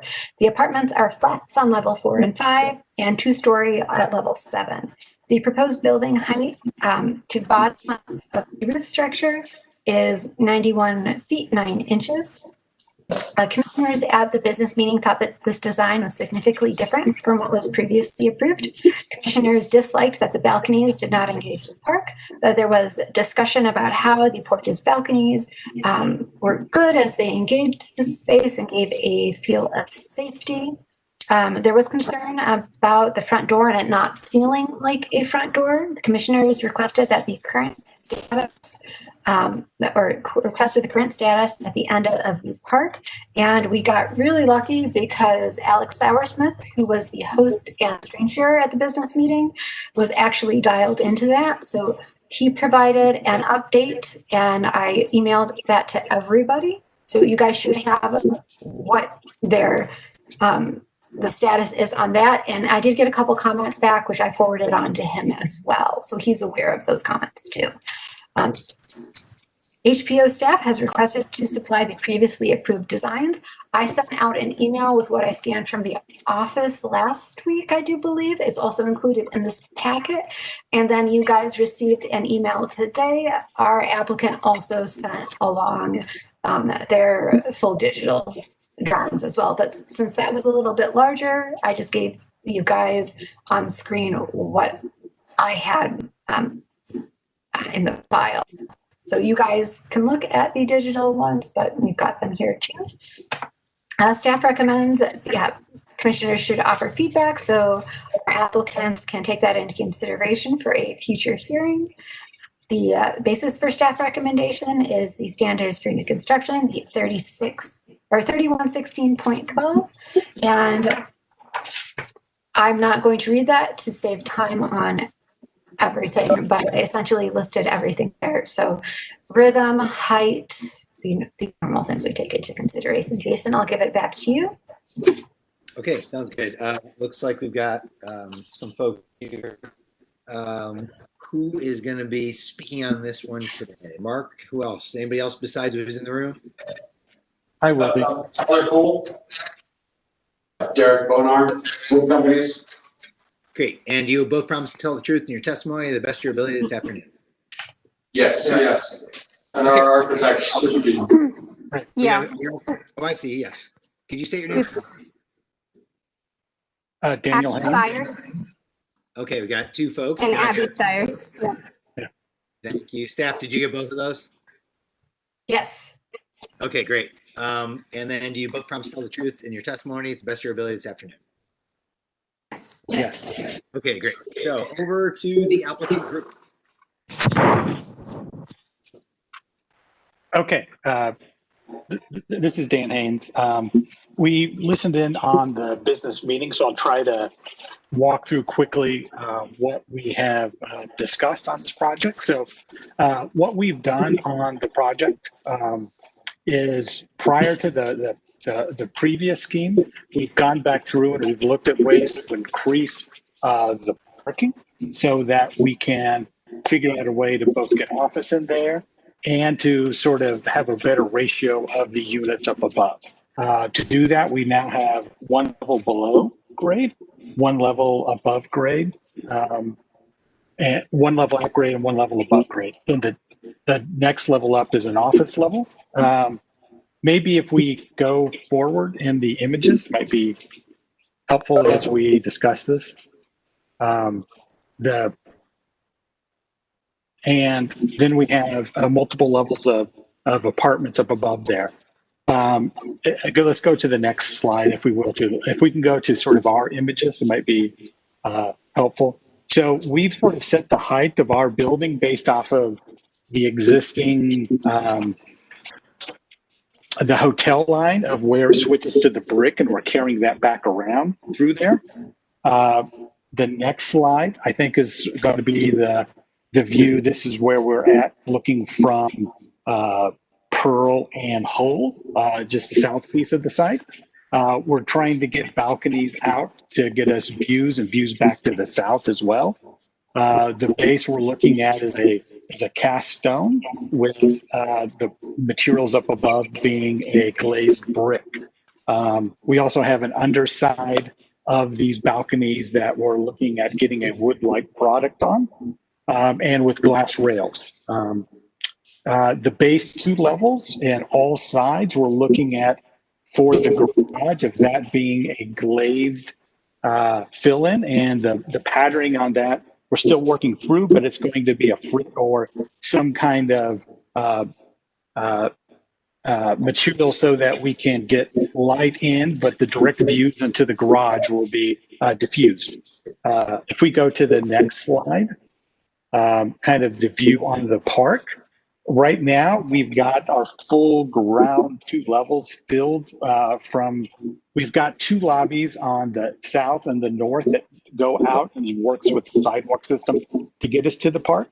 We also have a lobby that addresses Hubbard, and that would be the main entrance lobby for the offices that would get us up into the offices and to units as well. Right now, the thickness of our parking deck, we are still in conversations with Parks and Rec on what that programming zone is between our building and the park. And so we are using this as a simple screen right now to get landscaping to go up and in front of that piece. But there are additional programming pieces that we're talking with Parks and Rec on for the intermediate zone through here. But we are, once we get above those first couple levels, we think it's critical that we get these really large balconies that will be tied back to the individual units. So there's no large scale exterior clubhouse or anything happening in this. It's all sort of private balconies out. But there is sort of a commitment in the scheme to sort of those depth of balconies and sort of those views and connections to the park. And I don't want to keep going on this. So is there anything this is sort of the view back to that park as well too, sort of the screening zone that we talked about down low as we work through our conversations with Parks and Rec and Italian Village homeowners. So I'm going to turn it back to the group and look forward to hearing sort of feedback and comments. And if I could just maybe give a little bit of an update in terms of discussions we've had with Parks and Rec and the Italian Village Society. As many as you probably remember, when we presented the first concept, there was a commitment that we made to some enhancements to the park. At that time, the concept was a community pavilion. We've had conversations with both Italian Village Society and Parks and Rec individually, and then we collectively came together last week for kind of the first meeting where all three of us were on a Zoom call together. And I think that the consensus is that maybe there's better uses of monies that the city had allocated for enhancements to the park, as well as our commitment to the park. The feeling was, I think, I don't want to speak for everyone, but I think the direction of the conversation was that the pavilion probably would not get used on a daily basis. And there was, I think, a real interest in doing something that's brings people to the park on a daily basis. And so that's still to be, again, we just kind of, I think that society wants to put some more feelers out to the community in terms of what they would like to see in the park. I think there's going to be a little bit of a process that's community feedback driven, as well as conversations for what Parks and Rec would see as being appropriate for the park. But that process is kind of restarted here, and so that's why we really don't have something that we're presenting in terms of what that is and how it relates to the building yet. But that will be coming, down the road. Okay, great. Let's go through again this conceptual. We'll go through the commissioners, and we will see where we end up. Who wants us to dive in on this one first? If I have any volunteers, Todd, you willing to take the challenge? If you don't, I will. All right, sure, David. Sure, go ahead, David. Okay, because the image that is up on the screen right now, can we get the applicant to tell us on the roof above, is that the Moxie building that you are projecting, or is that some sort of equipment that is sitting on the roof? Yes, that's the Moxie. Okay. So that's not a structure. Okay, so two things that I want to raise in this conceptual review. One was a lot of time was spent a couple of years ago talking about engaging the building with park activities. And we went through a whole issue about the sports club being on this side of the building, and so that people would be in those windows, which might add to the sense of security for mothers and babies that are in the park, et cetera, and so on. And it looks like very intentionally, this plan, you're more or less opaquing all the lower level windows, which may be a result of the program inside changing. But I think I'd like to hear my other commissioner's comment on that. We knew that it would never be a coffee shop or a bookstore or other things on the park, but this seems like we're putting a barrier up. Granted, the tree leaves will be off 4 or 5 months a year on these poplars, I assume. And so I just want some conversation about that. And then the bigger issue, and maybe it's because it is still at a very conceptual stage, the identification and the graphics need to be addressed sooner than later. In the previous plan that was finally approved, it had a very New York-esque entry signage for, then I think it was condominiums, but something that significantly identified the building on the north side, and then the south side had quite a clear parking entrance, etc. And when I look at your south elevation, I can't tell where the parking entry is or isn't, and it certainly isn't identified. So I would like the applicant, and anything going forward, please address the graphics and consider those an important part of the final submittal. Okay, great. Shannon? Okay, so I have 3 things. This has grown, the top portion of this has grown on me a lot since we talked last. On Hubbard, I think that the entrance needs to somehow stand out and be celebrated from the rest of the building. Is going to be, right there.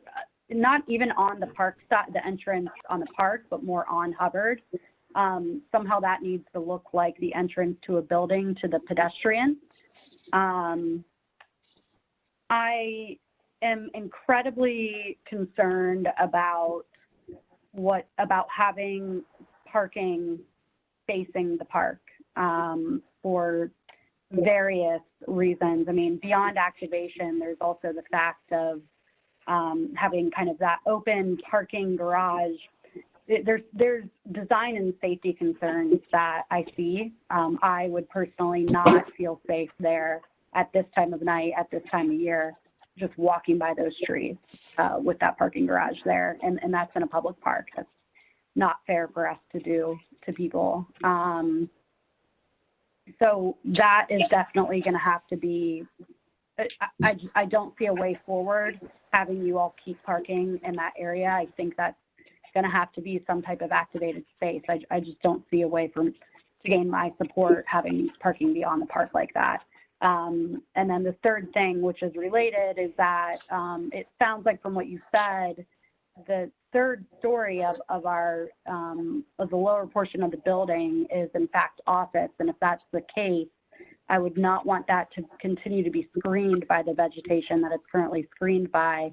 I would want to see a continuation of that, the activation you've done kind of more in the apartment level of, balconies or something like that to play more. But I think the bigger issue is that having that parking on the park is just incredibly concerning to me for a variety of reasons. Okay, thanks. Lauren? I just have to echo what Commissioner Fergus said. I agree, especially about the parking. And then also Commissioner Cook, that I feel like there's a different solution, especially with the trees. It's just, I agree completely with what Commissioner Fergus said. Okay. Ben? Yeah, I was feeling a lot better about the project as I looked at it the first time. I do think there are some elements about it that make it much more soft and relatable to the park. but then I kind of became woke about this whole issue of how the program works in the first 3 stories and how it stands in the way of a better entrance and activation and any sort of dialogue with the park. So I guess in short, I'm saying that more parking levels is not necessarily a good thing for from our seat, from this perspective, even though it might be from the developer's perspective.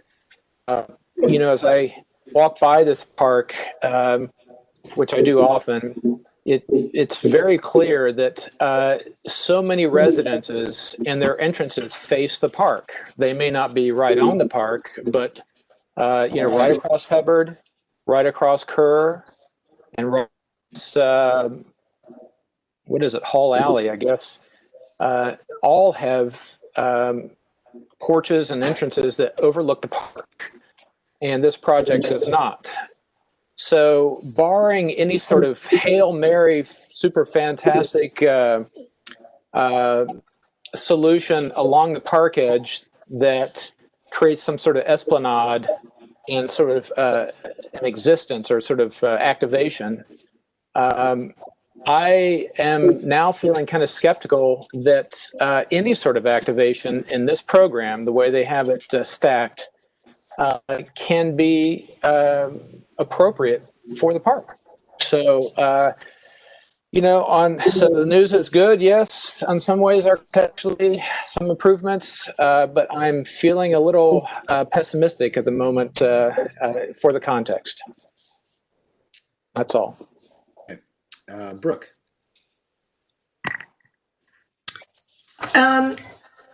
I agree with most of the things that have been said. It does really feel off-putting to this elevation that we see here. It really feels like it's turned its back to the park. And I don't know whether that's just the placement of the trees. I actually thought those were corn beams.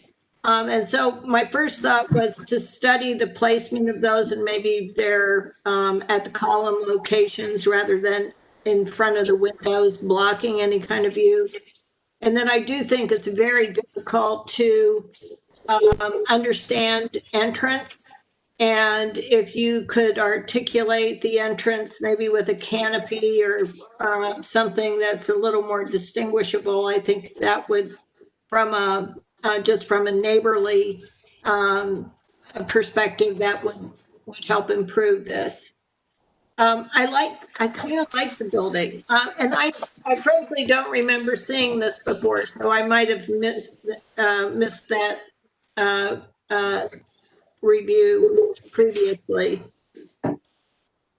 I think that, and the parking, you know, I frankly haven't studied that quite a bit, but I live practically on Schiller Park. I understand this is much smaller than Schiller Park, but, you know, there is parking all around that, and it, you know, it is an urban situation, but if you could avoid it, I would definitely try to avoid it. Thank you. Great, thanks. All right, Todd, from starting to second to last. But now, you're Sure. I think I'll start architecturally, and I'm actually in favor of the changed character from the application that we saw last time for this site.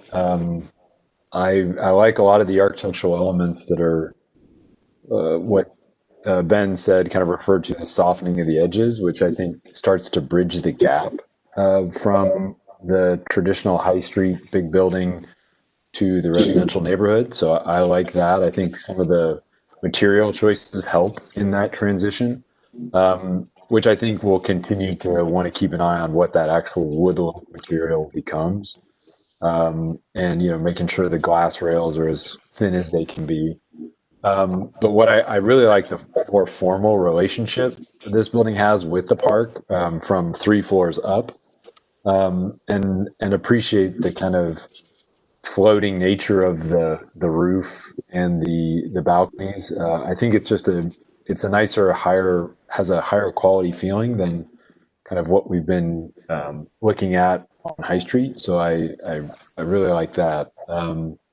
I do think a lot of people have talked about this, but the interface of the lobby and the entrance to Hubbard, I think, needs to be improved, considering that's such a pedestrian access from High Street back into the homes in the neighborhood. I think that needs some more looking at. And then really the things that are kind of standing in my way right now are obviously the park interface of the first 3 floors. That's obviously a huge one, which you've heard before. And then that this is also another 10, 12, 13 feet taller than the previous submission. I'm still kind of wrestling with my thoughts on that. But, obviously there's some evolution to this design. So those are my thoughts. Thanks, Jason. Yep. I won't add too much to this. I think I share the same concern, just the activation of the, I don't know what the solution is. I do think it's a better solution now to have these flat floor plates for your parking with, the limited ramping on the one side rather than the completely canted floors that you had previously. So I don't know. I mean, I don't really have any significant concerns with the building itself. I think I'm kind of where Todd is as far as how the upper floors are functioning and working.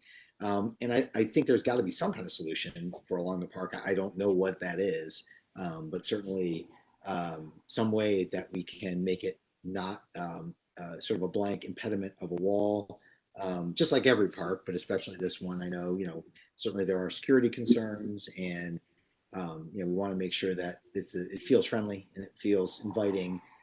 Especially looking. I don't think it's going to be 70 degrees all winter long, but a day like this where it's pretty much pitch black by 5:30 and it's still very warm out, and you would envision people would want to be out in that space, long after dark in the winter, particularly if it's a warmer day. So that's really all I have. Nothing else in particular. I don't know how to solve that problem. I don't have an answer for you, but I just feel like 3 full stories of that just seems like an awful lot to dictate the edge of that park for a long time. So with that, back to the applicant. Other questions or thoughts that you have for us today? I appreciate everyone's feedback. The parking that we need for this project is, just to put things in context, I don't know of any project in Columbus that's kind of committed to the scale of terraces. These are not balconies, but they're true structural terraces.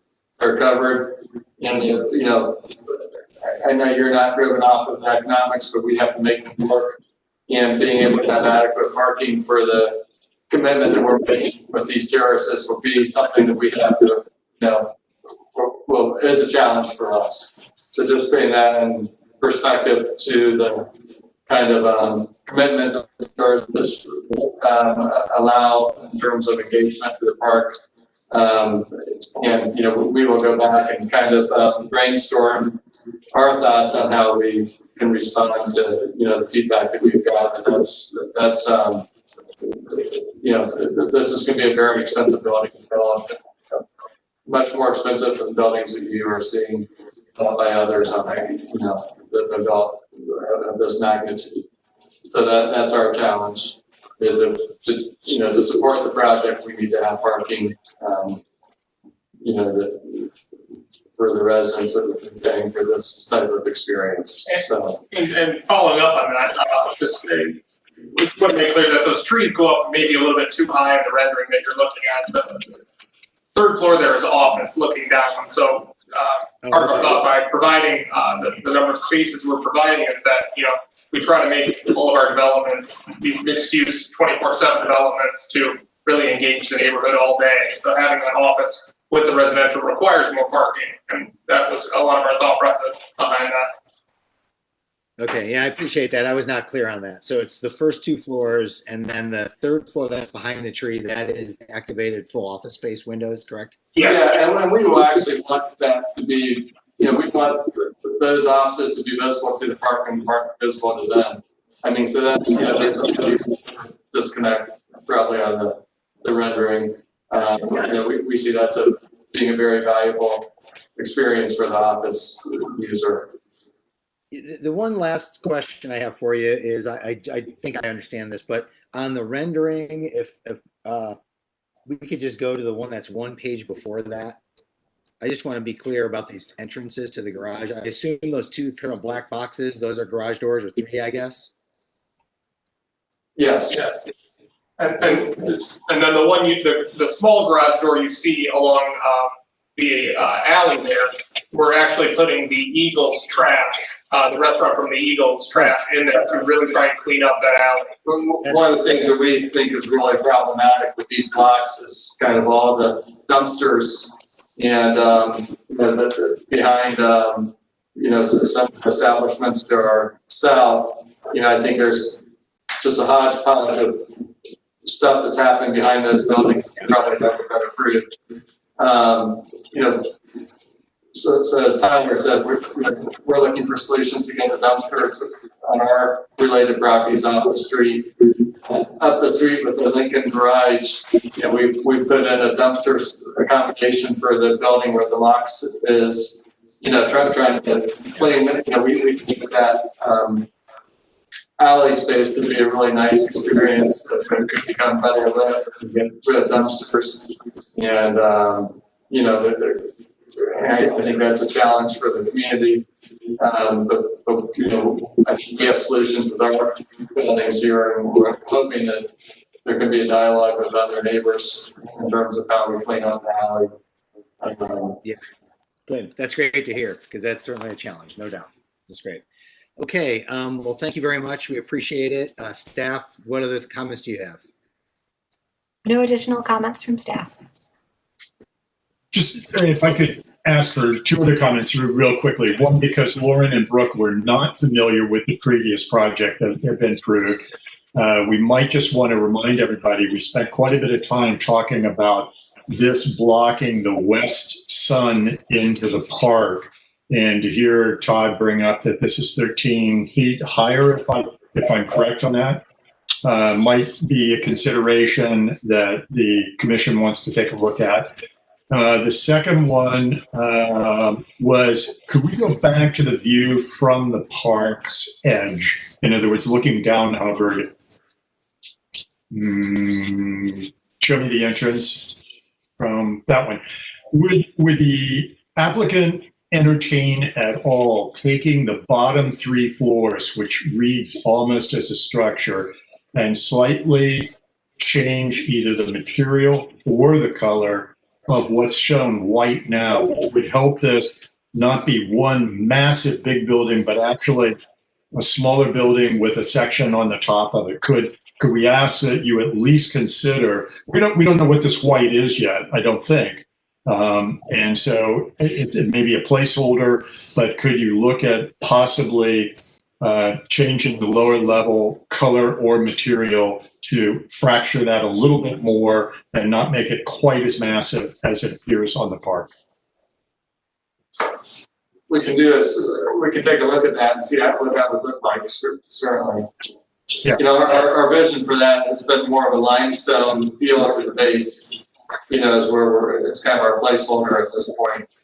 That sounds great. And then a different material going up. So maybe you're still working on all of that, but it would help us to understand too. Just trying to separate that material wise a little bit. Okay. Thank you. Thank you. All right, great. Thanks a lot. If I could just make one more comment. Sure. The height that we had approved before was before the Moxie was here, so there, Agreed. So anyway, the shadowing is a different perspective now than what would have been before. So, okay, thank you. Yeah, thanks. So two things. One, we are coming up, so I think it's our usual maneuver to make sure people are okay to stay a little later. Is that right, staff?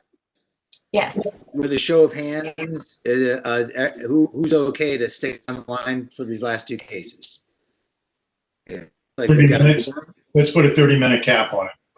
Sounds good. And now in a truly shady maneuver, after getting you all to stay, I will announce that I have to abstain from the last two. So I won't even be participating. So that is a really, that's just shady. I just think that is, I can't even express it any other way. No, staff, do we have anything else besides that on the agenda? Are there anything after these two applications? Have an item of old business. Okay, so I will stick around, but I am going to mute myself and let Todd take it away for the last two applications that are on the agenda. Yeah, Todd, I'm actually going to take it first so I can report. Go for it. All right, so this is application number IV-20-11-018. This is 347 East 5th Avenue. Again, we're still doing conceptuals. This is the redevelopment portion of an industrial site into a 3-story and 4-story multi-family housing. There are 134 units proposed with 164 parking spaces. Surface parking is proposed, as is a level of underground parking. Commissioners at the business meeting saw potential in the design. The My Row system with the elevated second floor was an interesting feature. Commissioners were mixed on their reaction to the mixed material and design. Design is preferred to the design at site number 1 that we saw in October. Commissioners liked that it kept the main road going through the site. It was also requested that an overall site plan to ensure that the entire site worked together, along with complete landscaping plans, streetscaping, trash plans, etc., was also submitted. Not necessarily for this one, but it was something to consider probably soon from the commission, that they'd want to see how everything works together. It was requested for the November 10th hearing that all the floor plans be provided, and the additional revision was to be submitted by the applicant. We did receive that floor plan, which I'm assuming was for all the stories, though I'll let our applicant clarify that. There was also a few revisions, I believe, that were also made. Staff recommends that the committee offer design feedback so that the applicant can use the comments for a future hearing. Basis for staff recommendation is the 16.12, the standards for new construction. And again, to save time, I won't read this. And Nolan, if you'd like, I think the commissioners would find it helpful if you scroll through on this one. But Todd, I'll give it back to you so we can swear in our applicants. Okay, perfect. So sorry, I can only see a certain amount of folks on my screen, but who from the applicants will be speaking today? I will again, Dan Haynes. Okay, perfect. Anybody else? Kevin Likens. Okay, Dan and Kevin, if you guys don't mind raising your right hand, stating your name for the record. Kevin Likens. Dan Haynes. Do you swear to tell the truth in your testimony this evening? Yes. Yes. I do. Perfect. Hey, Todd, Matt Canterbury is also online. I apologize, I was muted. Okay, perfect. Thank you, Matt.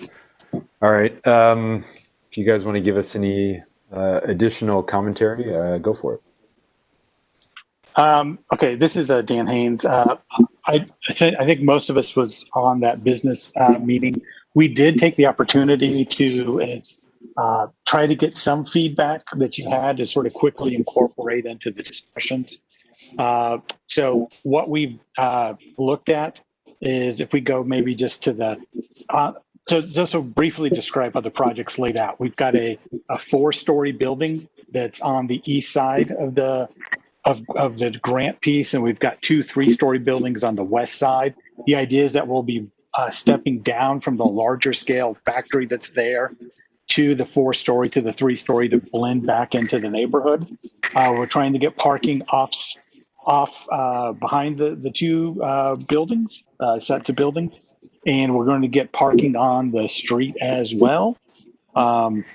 We've looked at the idea of the massing and the materials to go back to sort of a contemporary interpretation of kind of the warehouses that were there. So we made a few tweaks actually from what we looked at the business meeting. Hopefully they addressed your comments as well. So if we just go to the next slide, I can walk you through these and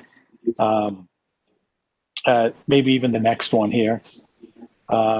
So these floor plates here, this is the ground level floor plate that we're sending that was requested. The upper levels will be very similar of units being stacked upon those, other than on the backside, there will be units above that parking zone on the west side. If we go maybe to the next page,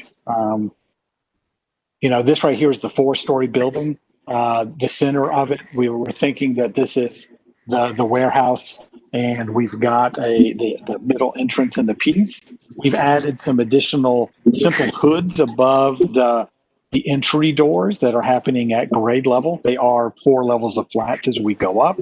And we've also taken and canted back the top level a little bit to sort of give a contemporary mansard piece as well too. Maybe if we go to the next slide.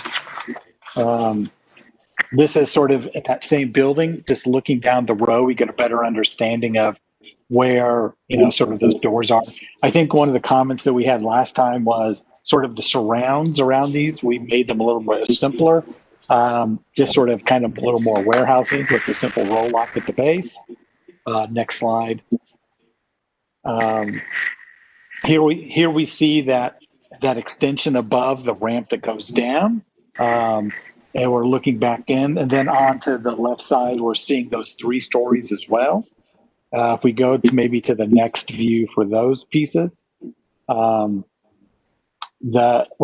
we are. We're looking actually at Grant back south, and we can see the heights of the 2 and 3 stories. This is that the base of these buildings are going to be a dark CMU, kind of more industrial third material with brick up above in certain areas. And then we also have a vertical material that will be going down for the windows on the facades for the remaining pieces of that as well too, and in the insets. Maybe next one, I think that should, here we are, we're just a little bit closer in. You can kind of see a little bit more of the detail we're proposing on the buildings on the west as well too. So I know we're cut short on time tonight, so I'll appreciate any comments and feedback we have on this project as well. And Dan, one thing on site to just respond to that. Again, this is Matt Canterbury. Thank you. Essentially, we understand that we owe you guys a larger picture. You've seen site 1, you've seen site 2. Frankly, what we're doing is we're working along with the land area that we actually have. And to be able to connect these, it's very important, as we've stated before, that we have the north and south connection, north going up to 5th, such that we can get on onto 5th, but additionally that the roads are coming over from the neighborhood to engage the neighborhood into the site. So that is coming. We have an application coming tomorrow for site 1 that will incorporate much more of that sort of more master planned ideology based upon the site that we own. So we do have some complications and restrictions that you will see, but we're working very diligently at that. Perfect. Thank you. Okay. Let's just kind of go around. Brooke, are you on to start us off?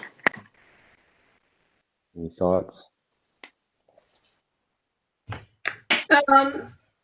I think it's kind of interesting.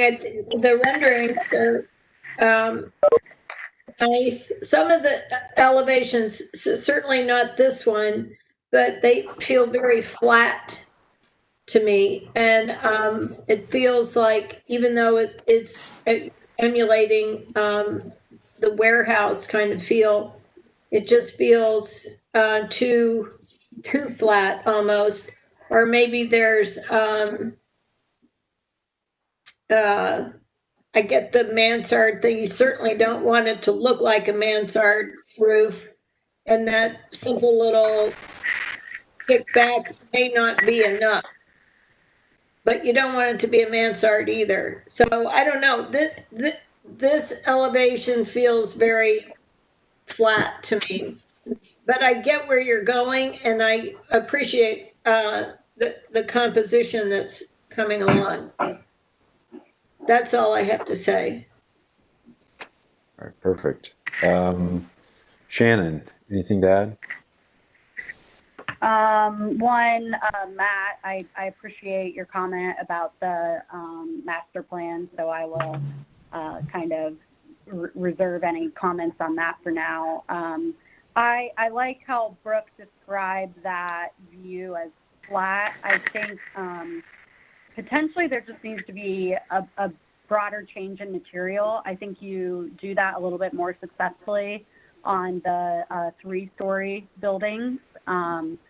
So maybe if we saw that on the 4-story, you know, it seems like we've basically got these connected little townhomes going on. And even if there's a change in, you know, painted brick like you're using in Site 1, something to give a little bit of relief to, you know, the soldier aspect that we have going on right now. Would be my only comment. But I do appreciate, you know, kind of adding in the, you know, making the doorways look more doorway-esque. David, any thoughts? Just 2 quick comments. It's still really early, but thank you to the applicant for considering the sense of defining the door with some sort of canopy. Could we zoom into the shot that is a close-up of this, where you showed like 4 or 5 doorways in a row? That one. Since you're going in this new direction and all, the coach lights or the little wimpy lights on either side of it seem really lost. How about considering doing on that awning, doing a blade that is an LED fixture, something more contemporary that moves to this industrial? You're talking about it's industrial. Geez, and yet somehow these look way out of scale. And then you've got a really nice detail in your brickwork on a corner of a building that shows some fenestration. Could we go to that shot? It'd be one of the last slides. Bingo. See the recess in there, and what a great opportunity to either have an up or down or both light on that corner, highlighting that feature. And we're not seeing any light poles, or how are you going to let the city put light fixtures in here that are sort of mundane, or do you want to keep it more lighting the building so it's a play, it's something newer, different, but it highlights. I have no idea what all that's all about. But so it'd be great if you just take a couple of looks at some of those issues and keep pushing that. Let's make it new, not the 2 coach lights on either side of the door. Lauren, any thoughts? I like the direction that it's going in already, just based on the photos that I see at the end of the packet and what's being presented now. I agree with earlier comments about the four-story building falling a little flat dimension-wise, but I mean, it's conceptual, so I think that you could definitely go. I'm looking forward to the full package. The only thing that I have, I think, and it's just like a personal opinion, I'm not a huge fan of the bump out and the gathering space underneath it. It doesn't go with the rest of the building and what I kind of see style-wise, but that's a personal opinion. So I have nothing else to add. All right, great, thank you. Ben. Yeah, I also thank the applicant for hustling and making some, or responding to our thoughts of the business meeting. That's not typical. The things that I really like about this project are simply the layout of the site. So I know this is nuanced, but I like the idea of this north-south orientation. First of all, continuing this passageway of Grant northward. I am kind of hoping that on the parking toward the west that you can preserve the alley that I think heads up that direction as well. because and I think some of the others here are fond of alleys. We think that it represents the fabric of the neighborhood in a sort of small but important way. And it also structures kind of mimic the way the industrial structures were in this region anyway, because they are all sort of long buildings oriented to the to industrial process and to the railroad. So I think those things lead this project in the right direction. What I would ask you to consider heavily is that that the structures kind of crowd the streetway. So there's really almost no space for proper planting and a real pedestrian walk space. You're going to have to look at some ways of making concession about either setback or what the parking is going to look like or the width of the street to accommodate that sort of idea. As far as the architecture goes, I think it's a touch on the brutalist side, but actually I'm kind of fond of it right now. It's like it's refreshing to see something different than cobbled together kind of country styles that we seem to see a lot of in our applications recently. So I, combined with the fact that this is sort of stationed in context of an old industrial area, I think the soldiering of it is fine. And the townhome aspect of it that it tries to kind of pretend to be is fine. I would prefer to see the entrances be recessed so that it gives a sense of dimension without having project too much more out or make sophisticated canopies or awnings, which are a way to go. But why not look at this differently as well? I'm okay with the combination of brick and the ribbed metal. The place where I'm not okay with it is, or I think it's inappropriate, is on page 6. And I think this is kind of broad. This is hovering above the community area.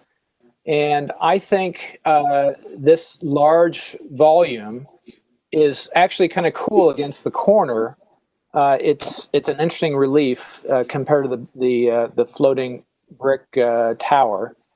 But it shouldn't just continue on down through the rest of the boulevard. It's like you have to have one or the other. Otherwise it becomes this big L shape instead of it on the one hand becoming a linear cap to all the townhome or the apartment buildings or townhomes, or a sort of a blunt kind of box that contrasts against the corner. So it needs to be one or the other. You have to explore a third material there, or put a greater relief there, or something to keep that from looking like a big L. I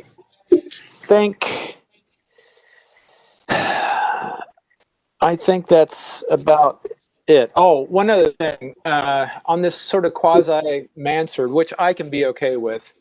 I think that parapet needs to be more real. There needs to be a bigger setback there. You're just going to have to choke down a reduction in square footage on that upper floor to properly articulate that fourth floor or in a section view. That's what I have now. Okay. We still have another application. Could we move forward, Todd? Yeah. Let me give 2 seconds of comments and then we can. I think I'll mimic a lot of what everybody said. I like the rhythm along the street. I like that the 3-story and the 4-story complement each other, but don't try to mimic each other. The change in the scale, I like the way they play off each other. It'll take me a little time to get used to just the drastic contrast between the metal and the brick, so much black. But I can work through that. I think some of the hesitations I have or would like to see different is just a little bit more of expression to the entrance in the doors, as well as maybe the window styling, perhaps. I know they're kind of, leaning towards the warehouse, but they kind of give me the 50s kind of steel dormitory kind of windows feeling. And then just things that I would look for in the future is the scale of the metal panels. I think that'll have a big element to whether or not that's successful or not. So those are my quick comments. If you guys have anything else you'd like to add, otherwise, I think we threw a lot at you. Hopefully that's enough to kind of take and absorb and come back to us with some improvements. Hey, we're not going to hold our own partner up. So, Kevin, enjoy your next application. All right. Thank you, guys. Perfect. All right, Kimberly. All right, our last item on the agenda is IV-20-11-019. This is 883 North 4th Street. This is an application for a 20-foot wide by 40-foot, or not 40-foot, 40-inch tall rooftop sign installed behind the parapet wall. The sign will be raised 8 inches, total of 80 square feet. There will be a non-illuminated ground sign measuring 8 feet tall, 16 feet wide by 16 feet deep. The ground sign will include a 3-inch wide aluminum tube accent bar painted orange, a 6-inch white graphics, and a 16-inch aluminum cabinet painted dark gray. The ground sign will have future consideration for a solar LED vertical illumination. The commissioners at the business meeting thought that this sign should come down from the roof to the face of the building. The lot butts up against a residential neighborhood and will have a house just north of it. The scale of the proposed sign is too large. Commissioners discussed the merits of keeping the post sign along with having the sign on the building to scale per the guidelines. That would be 25 square feet. And staff would just like to know, we do consider this a ground sign, not a post sign. A similar sign to Caddy Corner solution was brought up where there could be blade sign off the side of one of the bordering buildings. Signage at the strip where Drunch is located is roughly the same distance back. It's approximately 85 feet. This area's signs were subjected to the short north guidelines, even though this road isn't in the short north. Signage has consistently been reviewed following those short north guidelines, and it would be an anomaly not to have this sign property with the same guidelines. Of course, exceptions to the 25 square foot wall sign have been allowed due to the artistic and funky nature of some of the signage. HPO staff does not support this application. Staff does recommend that our commissioner should offer design feedback for our applicant to use at a future hearing. Basis for staff recommendation includes the short north design guidelines, which include the new signage should be designated to a logical and complementary component of the overall design of a storefront and the associated building's architecture period, the character and scale of the short north, or in this case, the street, as well as the individual building or storefront, which should also be taken into consideration along with the close proximity of residential. Pedestrian-oriented signage is preferred, with projecting signs the first preference and wall signs the second preference. Auto-oriented signage is generally not appropriate for this pedestrian-oriented district. Signage that will not be supported included pole-mounted signs, signage or components that move or rotate, rooftop signage, co-op or tenant panel signage, signage that emits noise, signage with changeable copy, etc. And the section on ground sides, the existing legally permitted ground signs may be maintained. Any changes to the structure, such as replacement or enlargement, are generally prohibited per code, and new ground signs are no. And that's kind of summarizing the last two.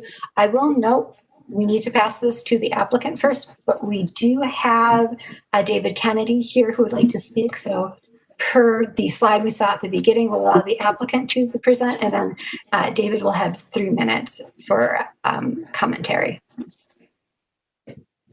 And if any commissioners do need to hop off, because I'm sure we can't wrap this up in 8 minutes. Please let me know. That way I can just note it down. So David was raising his hand there, Kimberly. Sorry, David. Okay, so applicants who will actually speak for the application this evening? All right, I see John. John. Anybody else? Just John? Okay. John, if you don't mind raising your right hand and stating your name for the record. John Blakely. All right, do you swear to tell the truth in your testimony this evening? I do. All right, thank you.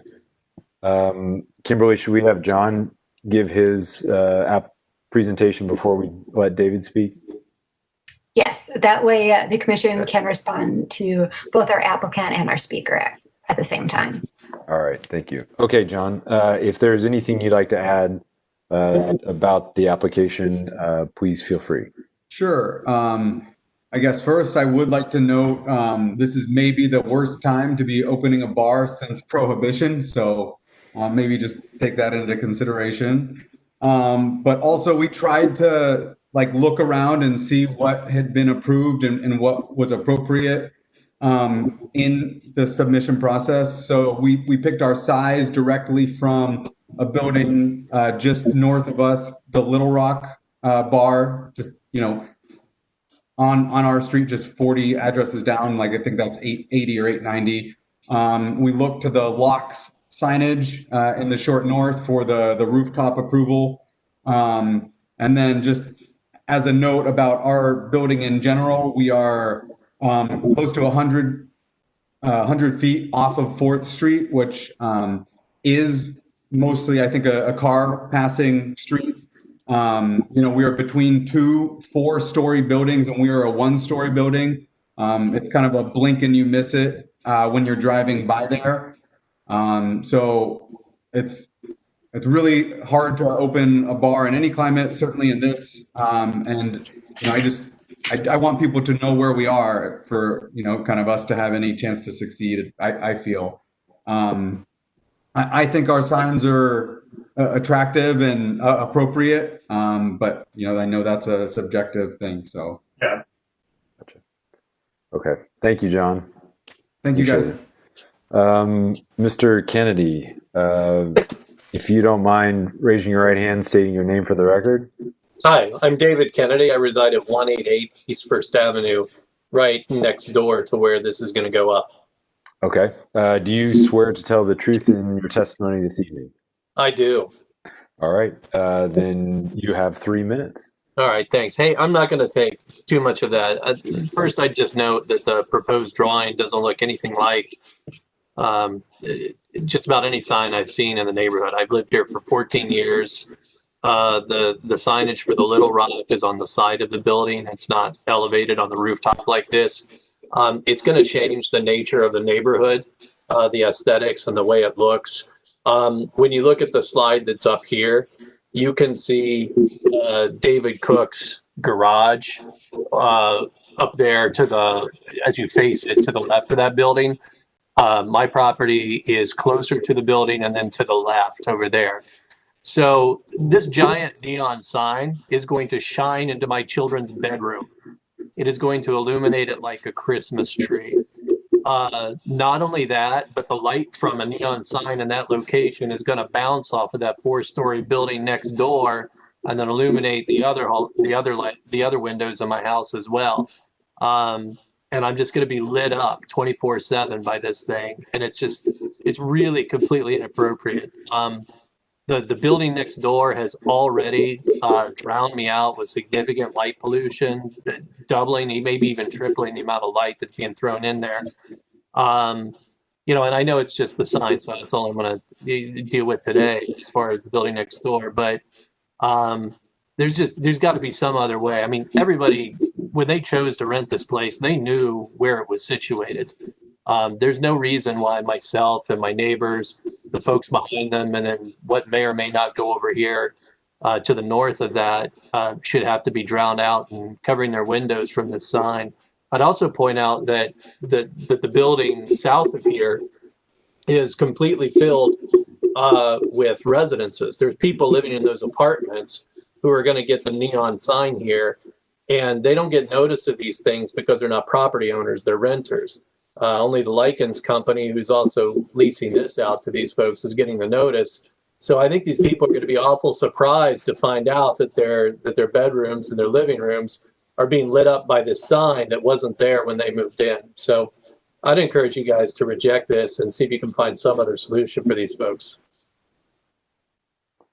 All right, thank you. We appreciate it.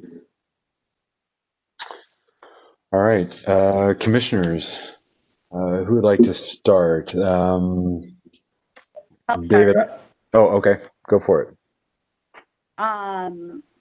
So I think I said this in the business meeting. I'm not too concerned about the ground sign. I think that some portions of the Short North guidelines just don't apply very well. The High Street guidelines don't apply very well to 4th Street. It's a different type of corridor, much more industrial. So, what I would like to see is, being fine with keeping a ground sign as long as it's, on your property and not in a public right of way, but then moving the daily bar down onto the building to conform with the Short North guidelines in that manner. And my biggest, reason is back when when I did go to the office to work, I came home and got off at 4th Street and passed this every day. And I actually just don't think that the sign being above the building, because 4th Street is a one-way street, is going to do you any good anyways. I don't think it does anything for you the way it does in the locked location that you were talking about. So I really think that, in my mind, that's kind of a compromise that I would like to see. All right, thank you. Brooke, any thoughts? I think that this sign is really out of character. I would really out of character, and I think it's a great building, and I think there are probably lots of solutions for the signage. Particularly the signage on top of the building. The other, I'm not too concerned about. So I hope that, this can be studied a little more.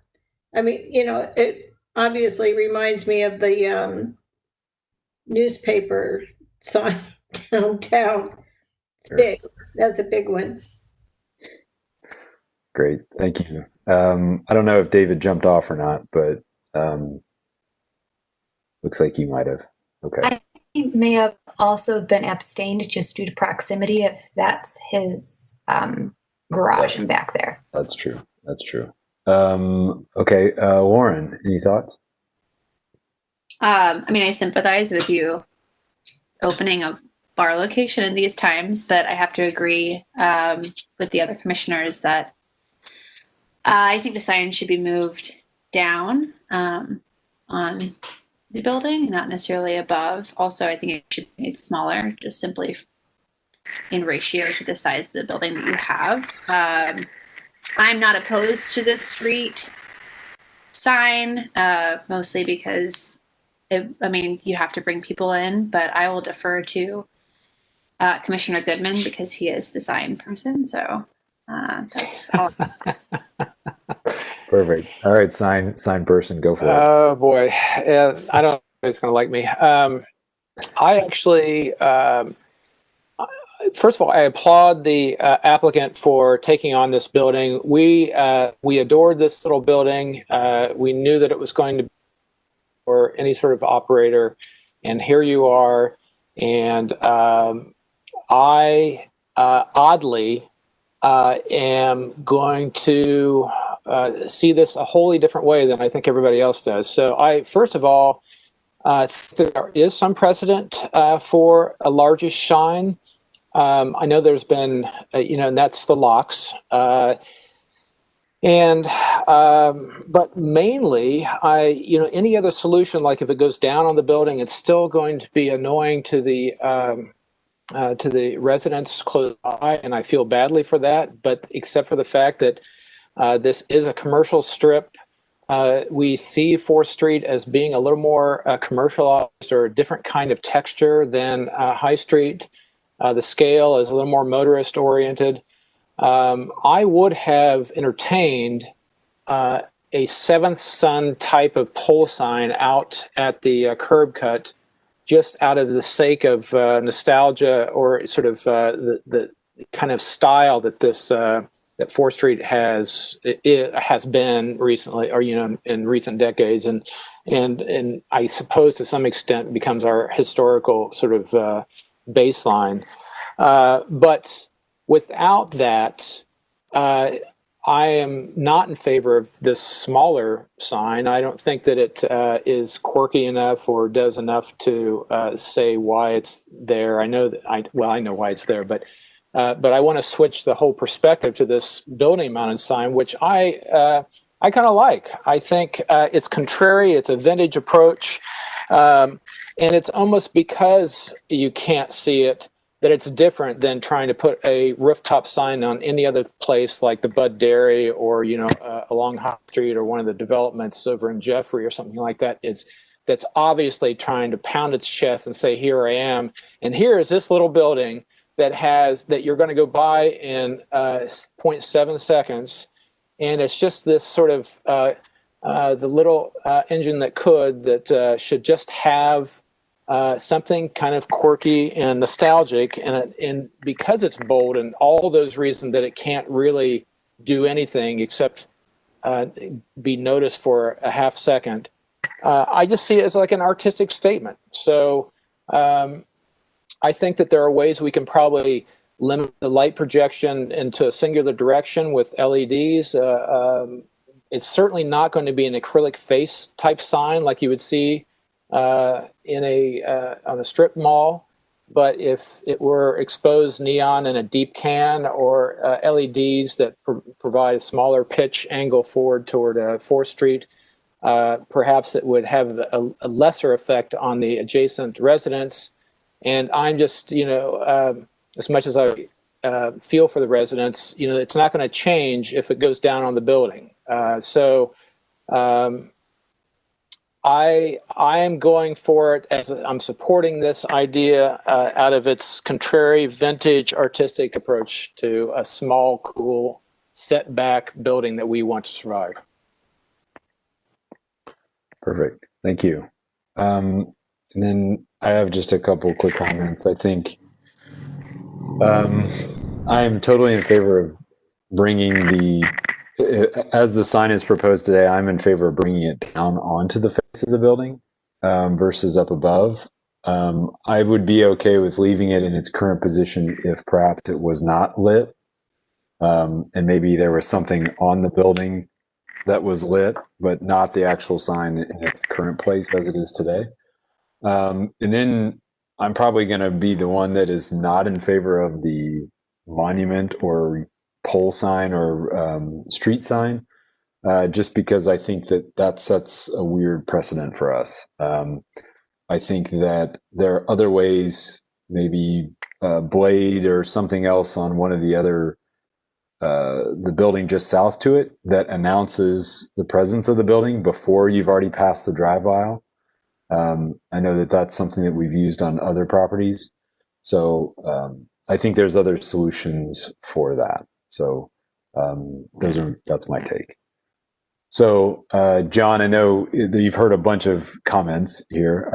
You can absolutely kind of ask questions or kind of give some feedback, but it's conceptual. So it's just a lot of our kind of initial thoughts to what you're proposing.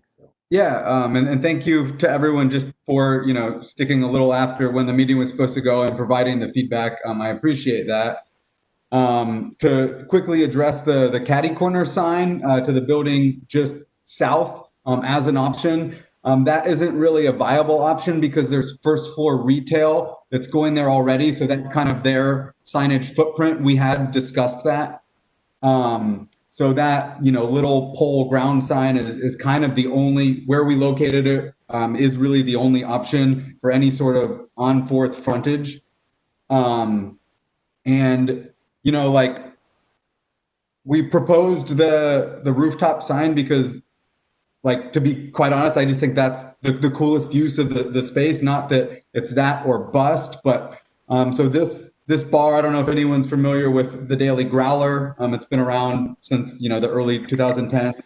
This is which is a business that I helped start with my parents.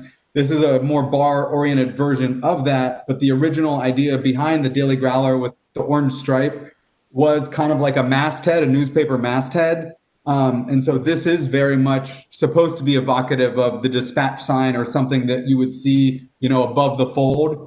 And so that's kind of where that comes. I think it's really sharp on top of the building, and I think that it adds more of a presence to the neighborhood because we are kind of in a blink if you miss it space. That being said, if I would just definitely like one or the other, like the ground sign on Fourth or the big one. I don't want to end up with a small sign on the building and then nothing on Fourth. So I'm not sure who to lobby or how many votes or how it works, but I just just want some combination of one. Like it seems like the majority like the street sign and want the sign on the building. So if that's something everyone can kind of get behind, I'm okay with that. But this is my first time doing this, so Sure. I think, and I understand your concerns. I think you heard a lot of positive feedback about the ground sign. So I think you can take that and kind of evolve what you have. And then with the building sign, I think you heard a lot of similar comments, but then also some folks that were totally in favor of what you have. As well, you also heard some resident comments as well. So I think those are all. It's a lot to think through, but I think that's what we're hoping you'll come back with next month is just kind of an evolution of what you have, based on a lot of the varied comments that you have today. Is some kind of middle ground, perhaps. Unless another commissioner has any kind of continued thoughts, I think that's probably all we'll be able to offer tonight, John. I will add that if what you should do, John, is in your hip pocket, also propose the same kind of scale or approach above the roof and below, but in a on the above the roof thing as a externally illuminated, as if it were like goosenecks facing back at it. So it's just basically signboard instead of it being internally illuminated cans. So it might be that with that lower light intensity, the scale could survive, or something close to that scale, or maybe even the idea of a rooftop could survive with the blessing of some of the other commissioners. So I'm hoping for you that you can explore that a little further, and maybe you get it, maybe you don't. So just a thought. Thank you. All right, thanks, John. Appreciate it. Staff does want to offer one more comment. Sure. We did see 1086 North 4th Street, and you guys did just deny the pole signs for the parking. So keep that in mind, because I don't think those pole signs are much different than the ground sign that's sitting here. In fact, I think the pole signs would have been a little bit less noticeable. Yeah, those pole signs are banal. All these pole signs are banal. So, I mean, it would be cool if anybody would just provide some way of doing artistic approaches to taking notice themselves and giving back to the streetscape. But, we're getting these sort of just posts. Yeah. Okay. All right. Thank you. So that's it for applications. Kim, you had something? Yes. Old business? Okay. Yes. I had a very quick update. Columbia Gas sent me an email last week, and I just wanted to update all of the commissioners that they have solidified their 2021 plan, which includes replacing 2,800 feet of gas line and replacing 131 customer service lines. This will mainly impact the short north region, and I do have the little square that they sent me. I will forward it to you, but I wanted to give everybody a heads up that I had got an update on that, so you should expect work probably 2021. As Luca, our contact, said, 2020 has been rather fluid, so it might be the same in 2021, unfortunately. Well, all I can say is I hope that does not include the areas from where most of us live, because they've already dug up like 9 times continually since the day that quarantine started. I think both Shannon and Ben can agree to that. My house has been like my entire front. I have a completely like reconstructed front of my house. Yeah. Brand new thanks to sidewalk Columbia across the Gas road. now. They did it twice, so that was nice, you know. But if anybody likes if anybody likes the sound of jackhammers, they unload them at 7:45 in the morning, and then they start jackhammering at 8:01. So that only went on for 7 months, so that wasn't too bad. But no, they are new gas lines. Thank you to Columbia Gas for actually. They did come back and they redid the sidewalks, and they actually did a really nice job on these tree lawns the second time. First time not so hot, and then they finally just got just today the rest of the bricks in the street. So it's been a long process. Yeah. We had a backhoe parked in front of our house for 3 months. Yeah. Through that process. Yeah. Can there any way to, I don't know, lobby the city council to require contract recover pavers? You know, I know that they don't always have to. If we have a street that's already asphalted, they don't have to replace, you know, the pavers, but it sure would be nice if those went into a cache that the neighbors could use or other sort of development projects. It burns a little bit to see all that just backhoed right into the dump truck and just go to the landfill. Yeah, like I had to force. The only thing I know there is a curb bank for the granite or sandstone. Granite. Thank you. It's late. My mind's wants to work today, but yeah, there's that curb bank, but that's all I know of. I hired Jamie to see if he knows of anything or if I can guide you to anything specific as well. Yeah, maybe we can write a letter Kimberly, just from a historic standpoint, just supporting the idea so that they know where this is coming from. I'm sorry, Shannon. No, you're fine. I will say, and I didn't point it out when it happened because, like Jason said, the work has been exhausting when you're trying to work from home and do video calls all day. But I'm pretty sure that in no instance was, the original curb was not replaced in kind. It was replaced with concrete, which happened directly in front of my house. Yeah, right here again, too. Didn't say anything because like I don't even want to start it, but that is something to note that is not happening. Right. I'm sure that even if we did complain, it's not like the city would make them go through and do that. But for the rest of the neighborhood, if there's a way to keep a better eye on the location of those original curbs and making sure they're being replaced in kind, since we do have that land bank, thanks to Brooks' neighborhood of German Village for, really spearheading that effort for us. So. Well, if we need to craft a letter, even if I need to begin that letter to help us move that direction, but I don't want to start if it's not something that we all feel is important. So is it something we should pursue? The curbs and the bricks? Yep. I would. Some of the areas in this neighborhood that were, when they completed the work, they did kind of a temporary fix up, but it was only temporary. Like on the tree lawn, some of them they put just patches of asphalt.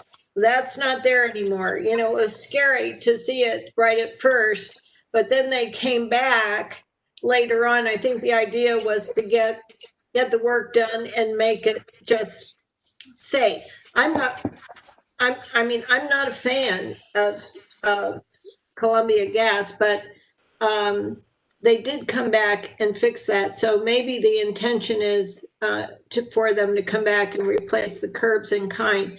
The other thing is, and I said this before and I'll say it again, you really have to hound them. If you hound them and hound them and hound them, they will tend to listen a little more than just like letting it happen. Then yeah, Ben, I would be in support of that letter. Okay. Because I'm pretty sure they're done because they just paved. I mean, they had that asphalt and they've rebuilt our sidewalks and now they've also repaved the road in front of our area. So I think it's at 100% for Columbia Gas. I agree. I think this section is they're calling it done after that repaving. Yeah. All right.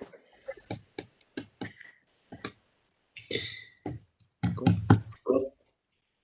I move to adjourn. Is that it? Yep. Thank you, Ben. Do I have a second? Second. Yep. All right, all in favor? Yep. Aye. Aye. Aye. Aye. All right, Aye. thanks, Aye. everybody. Aye. Thank you all. See you in a couple of weeks. And Bye. Nolan, thanks for your help. Couldn't have done it without you. Excellent. No worries, Tim. Have a good night, everybody.